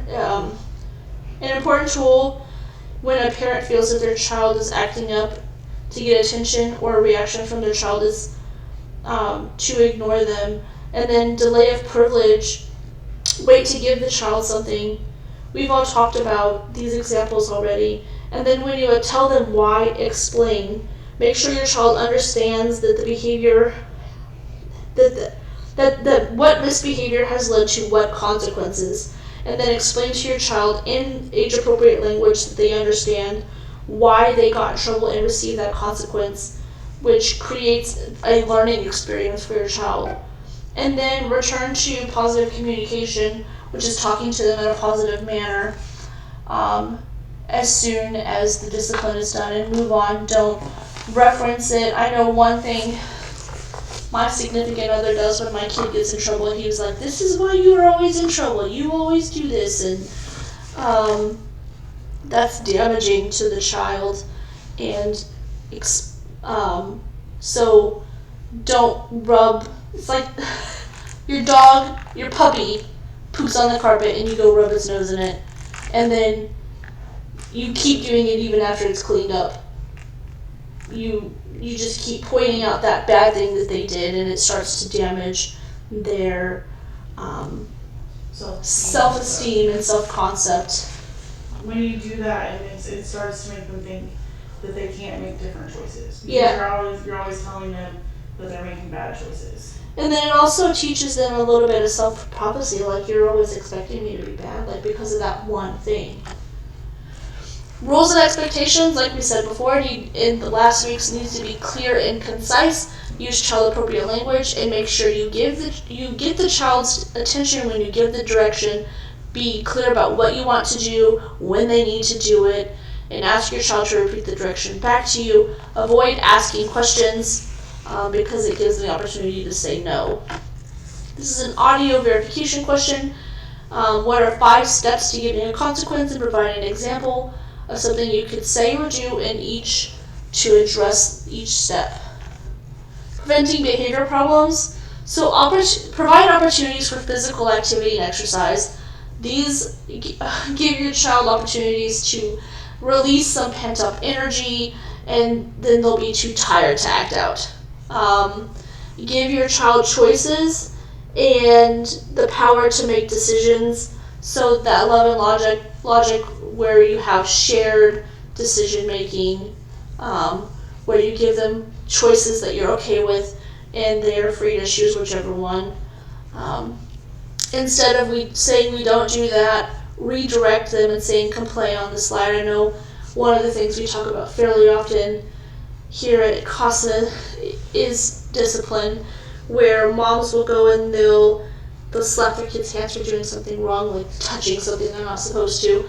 Instead of slapping them on their hand, you could be like, hey, redirect them to something else. Like in that video where she made a bird with her hands instead of allowing her kid to throw stuff. Or one example that I know I've used with clients here is when their kids are going to touch something, like an electrical outlet, say no, and then redirect them.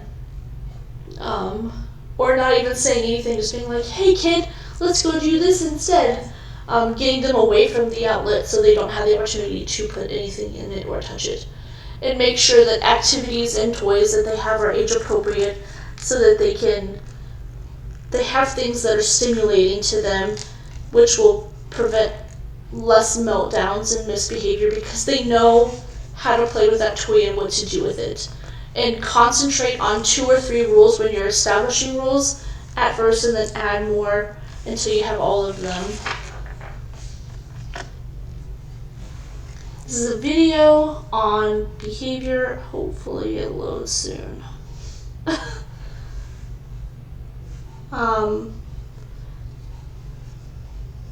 This is like a method you could use to get your child to listen and behave.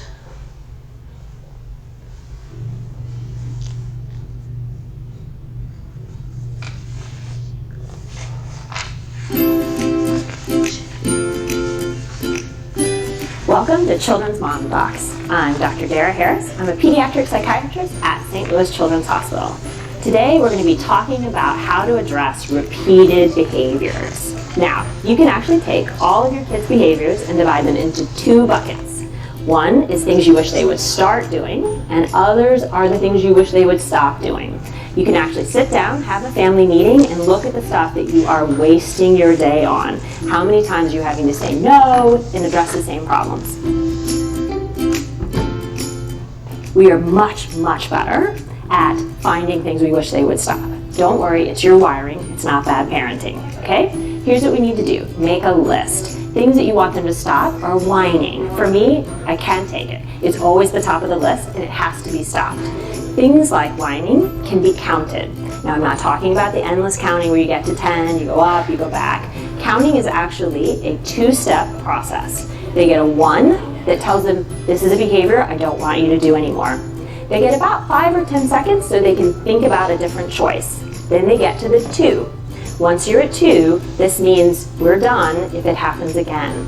They get another few seconds, just long enough to process, and then they get to 3 and an immediate consequence.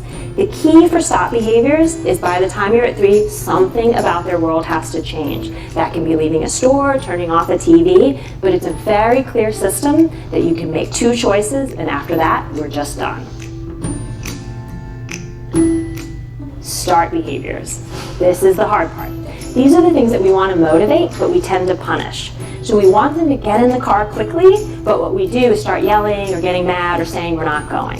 If you want them, then there needs to be an incentive that happens only once the seatbelt clicks. It can be simple things. It can be a piece of gum, it can be a sticker. How do you find motivators? Here's the easiest thing. The things that motivate your kid are the stuff they don't want to stop doing. Don't worry, we're all in this together. Once you've got your list, you also need to stay motivated yourself. Be sure to build in some rewards. Thanks for tuning in. Be sure to check out the other videos on our channel.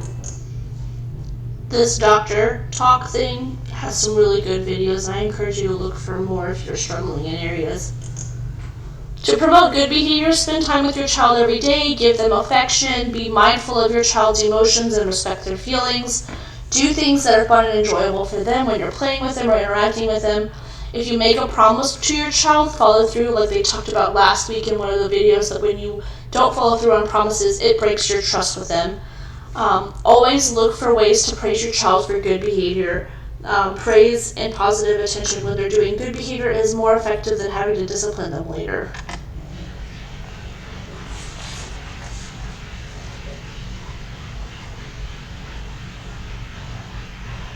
Modeling behavior, so point out among even adults positive behavior that you would like for your child to be able to perform. Model good ways to calm down. Teach your children to say how they feel. Be intentional about your child's surroundings and how, like, the things that they have to interact with and what they might be able to notice. And notice the positive behavior when they are doing it. And limit and eliminate exposure to negative outside influences.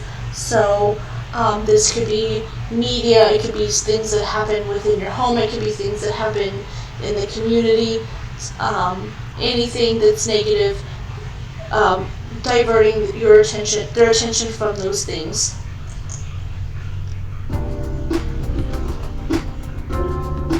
Children do as you do.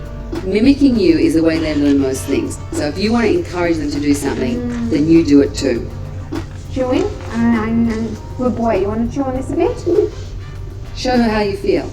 Tell them how their behavior makes you feel by saying it as an I statement. I don't like it when you jump on me. Helps them see things from your perspective. They'll recognize how they would feel if the tables were turned, and this empathy will convince them to do the right thing.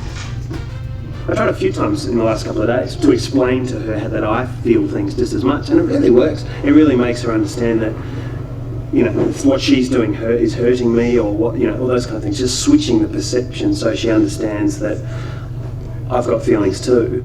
Catch them being good. Children are constantly getting things wrong because they are just learning. They'll remember criticism more than encouragement, so we have to overdo the positive to get the balance right. Try catching them being good because they need to hear 6 positives for every negative. That's very good helping, Samson. You watch that they've been behaving quite well for a period of time and you say, wow, you've been sitting there nice and quietly for so long. That's great. It's so much easier to notice when they're doing something bad and then make a big hullabaloo about that, but I try, if I can, and see her doing something really cute like this where she's just playing by herself. She can sit here for ages and play by herself. I try and grab those moments and say something that makes her feel really good about doing it. Hey Elsa, that's so great how you're playing. Okay.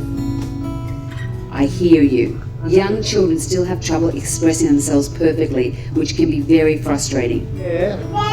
I know you want to go outside, Bunny. So You can avoid a lot of tantrums by active listening, where you repeat back to them what you think they might be feeling. I know you want to go outside. Can we get ready then go outside? They tend to relax just knowing that you understand. Keep promises. One of the most important things to preserve with young children is trust. We make a deal with her. It's generally because she wants to go for a walk at sort of 8 o'clock at night and it's bedtime. Instead of saying just no, you make a deal and say, if you stay here and you sleep all night and go to bed, then tomorrow we'll go for a walk. And she generally accepts that. If you are honest with them and keep your promises, they can trust you, and that will make all the difference. Reduce temptation. Children learn best by exploring. Let the cupboard latch be the bad guy so you don't have to. You don't want them to be told no all day. You know, the glass vases that used to be out have to go up high, and the DVD player that they can get their finger jammed in has to have a little cover over the top. The kids want to be where you are, and if you're in the kitchen, she can actually open this drawer and she pulls out, you know, there's all sorts of stuff, and, you know, nothing that can really hurt her. Don't have anything you couldn't afford to get broken. And if you do, you put it away for the time being, because this is kind of their world and they will only learn from exploring it. Choose your battles. You don't have to win every point. Give them a bit of breathing space and only pull them up on things that really count.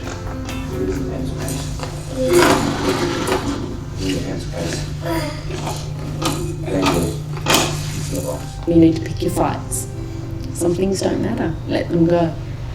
And focus on the things that do matter, and then they'll respond, because we're not always at them, barking things at them. Sometimes if you just wait another 30 seconds, they'll stop what they're doing anyway.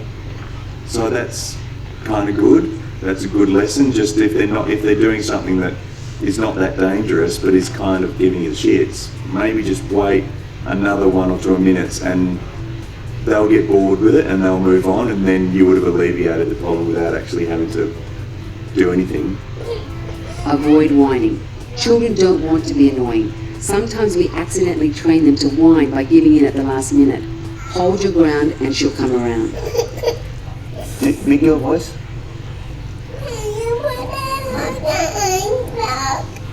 It's still whining. When she gets like this, I try and wait a little longer, because it's kind of a big transition from crying to being okay. I just wait for a second, don't give her any attention.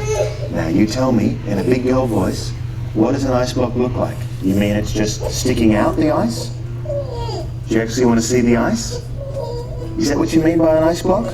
It was so tempting just to grab the ice block and give it to her and run out of the room.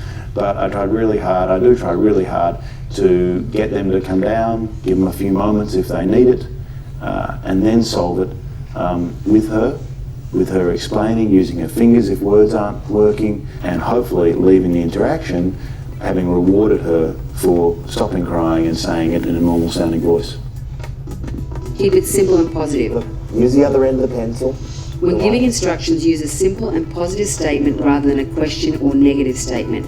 They'll process it faster if you say, please shut the gate, as opposed to, can you shut the gate, or don't leave the gate open. What we try and do is, if she's doing something that we don't want her to do, tell her what she should be doing. So if she's at the oven door, we don't say don't touch, we say keep your hands away, so it's in a more positive light. Responsibility and consequences. As children mature, you can agree together on some responsibilities and related consequences in advance. Ethan, no bike, I'm sorry, no bike. We'll come up here and pack potato away, please. Are you going to pack up after you draw? Yes. Are you going to put all your rubbish in the bin after you finish drawing? What happens if you don't? Say, I won't get to draw again. Say, I won't get to draw again, Dad. I won't get to draw again. Okay, so you're going to pack up everything after you finish drawing, okay? Good boy, now let's draw. Make her feel important. Children need to feel that they are an essential member of the family too. Giving her a few challenges and chores can help develop her feeling of self-worth. In that one. Transition time. Young children still need to take baby steps from time to time, especially when you need them to move from one activity to another. Listen, I'm going to count, and you guys go and hide. I'm going to find you, okay? We're going from wrestling around and absolute mayhem to settle down a level and hide and seek. So I'm counting for 10 seconds.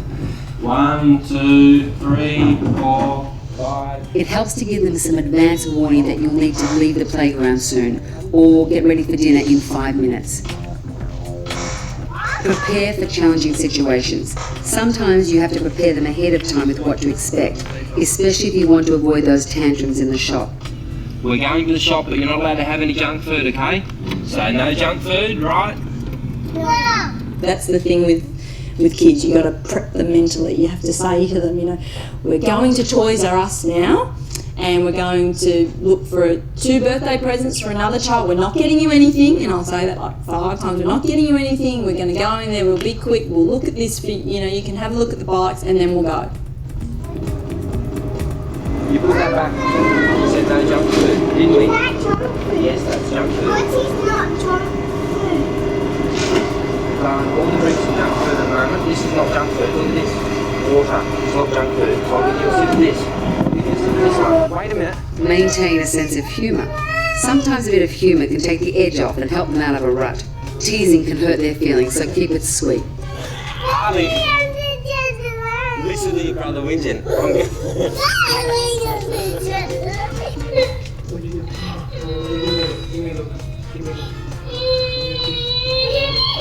One kiss and one blow. And one kiss and one blow.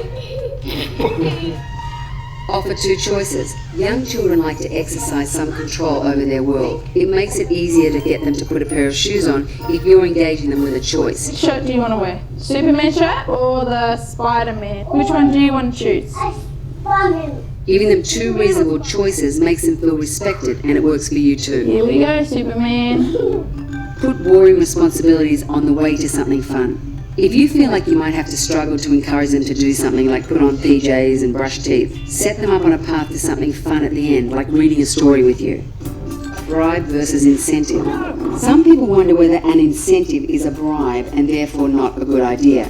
Well, there's a fine line between a bribe and an incentive, really. It's a minefield because you don't want to be...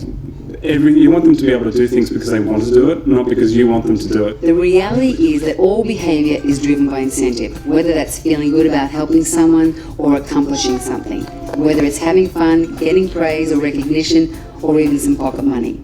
You can decide how you might want to encourage or reward your child for being helpful, but avoid using food or sweets as a reward or incentive, as that can complicate things. What we've tried to do as a family is praise when praise is justified. They like praise more, I find. Alira will get more out of me praising her than giving her like an item. Good boy, Harley. You're a good boy. I'm very proud of you.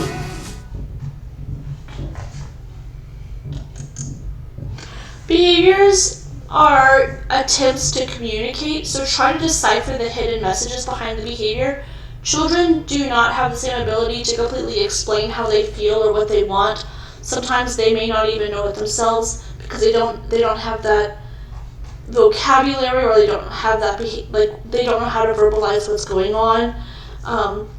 That is why it's important to analyze the behavior and then see the factors that contribute to that undesirable behavior to address it. If we don't use punishment after a serious behavior, how does that person learn to do desirable behavior? We teach the desirable behaviors. We reinforce them more strongly than we do more than we punish them. We praise more than we punish, and we set expectations so they know what to expect. So behaviors are what we do. We can't teach someone not to do a behavior. Behaviors are mediated punishment.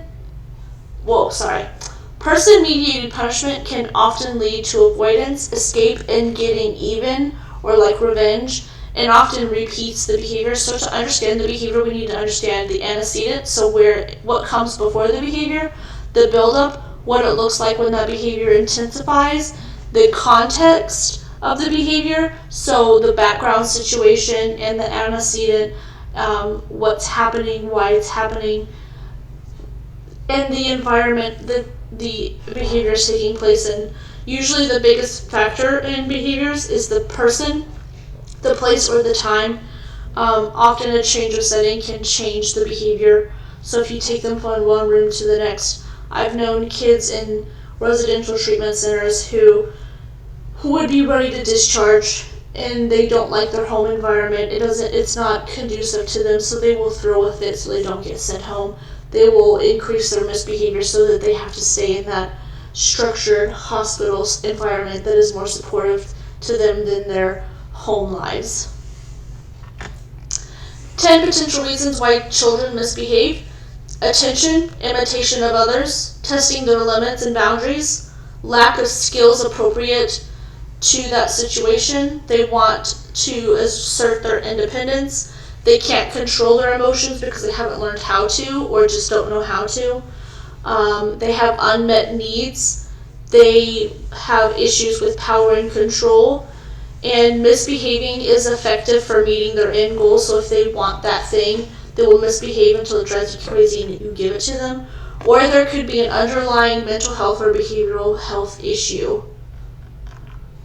So discipline techniques that can actually worsen behavior include yelling, nagging, repeated threats, lectures, shaming, unrelated consequences, severe punishments, physical punishments, and spanking. To alter behaviors, sometimes it's best to just ignore the undesirable behaviors that are not dangerous. Giving attention that can reinforce those behaviors when you do pay attention to them, and ignore the behavior, not the person. Pivot the attention from the behavior to something else, like something the person's doing well.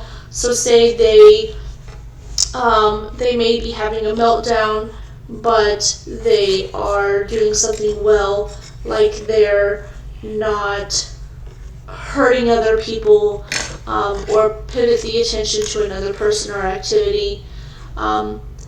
After the behavior has improved, you can pivot back to the person and the behavior, and don't blame or disrespect the person for their behaviors that are largely due to the environmental setting.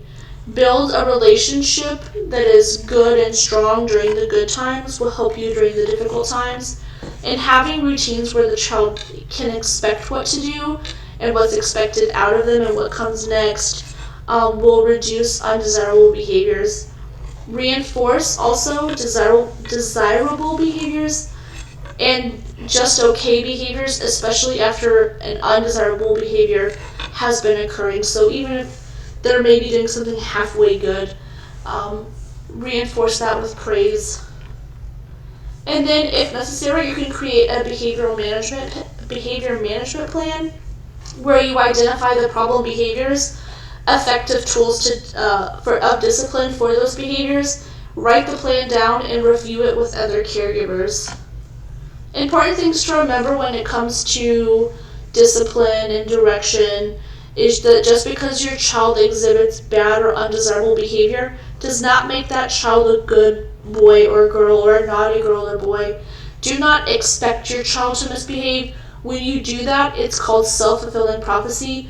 If you tell them they are bad, they will know that you expect them to be bad, and that will increase their undesirable or bad behaviors. If you label a kid a good kid, they will be good. If you label a bad kid bad, they'll be bad. One thing I do to kind of just deflect from that when my kid's like, oh, I know I'm a bad kid. I'm like, no, you're not a bad kid. You sometimes make bad choices. And so if you made a good choice and displayed this instead, this consequence wouldn't happen. So I take it back to the behavior. The behavior is what you did bad. You're not bad. And then 4 steps to teaching responsibility, which is what discipline is about, is teaching responsibility. Give the child a task they can handle. Hope they blow it because it's a learning experience. And then let equal parts of empathy and consequences do the teaching. And then give them the same task again and hope they've learned from that previous experience. This is a visual attention question. Please read and write down the question and respond to it. And then turn that form in the appropriate form in the Google Classrooms. Here, take the quiz. You have reached the end of week 5. Please take the quiz and for this week in the Google Classrooms, as well as the class participation satisfaction survey. I will get back to you with your guys' certificates once I have been able to look at and review all of the submitted assignments. If you have any questions, please contact Leslie or I. My email is joylyn@casa-sedalia.org, and Leslie's is leslie@casa-sedalia.org. Or you can email info@casa-sedalia.org, and your questions will be directed to the appropriate people. Thank you for joining us this week, and we will see you next week for a multi-part Everything Teen.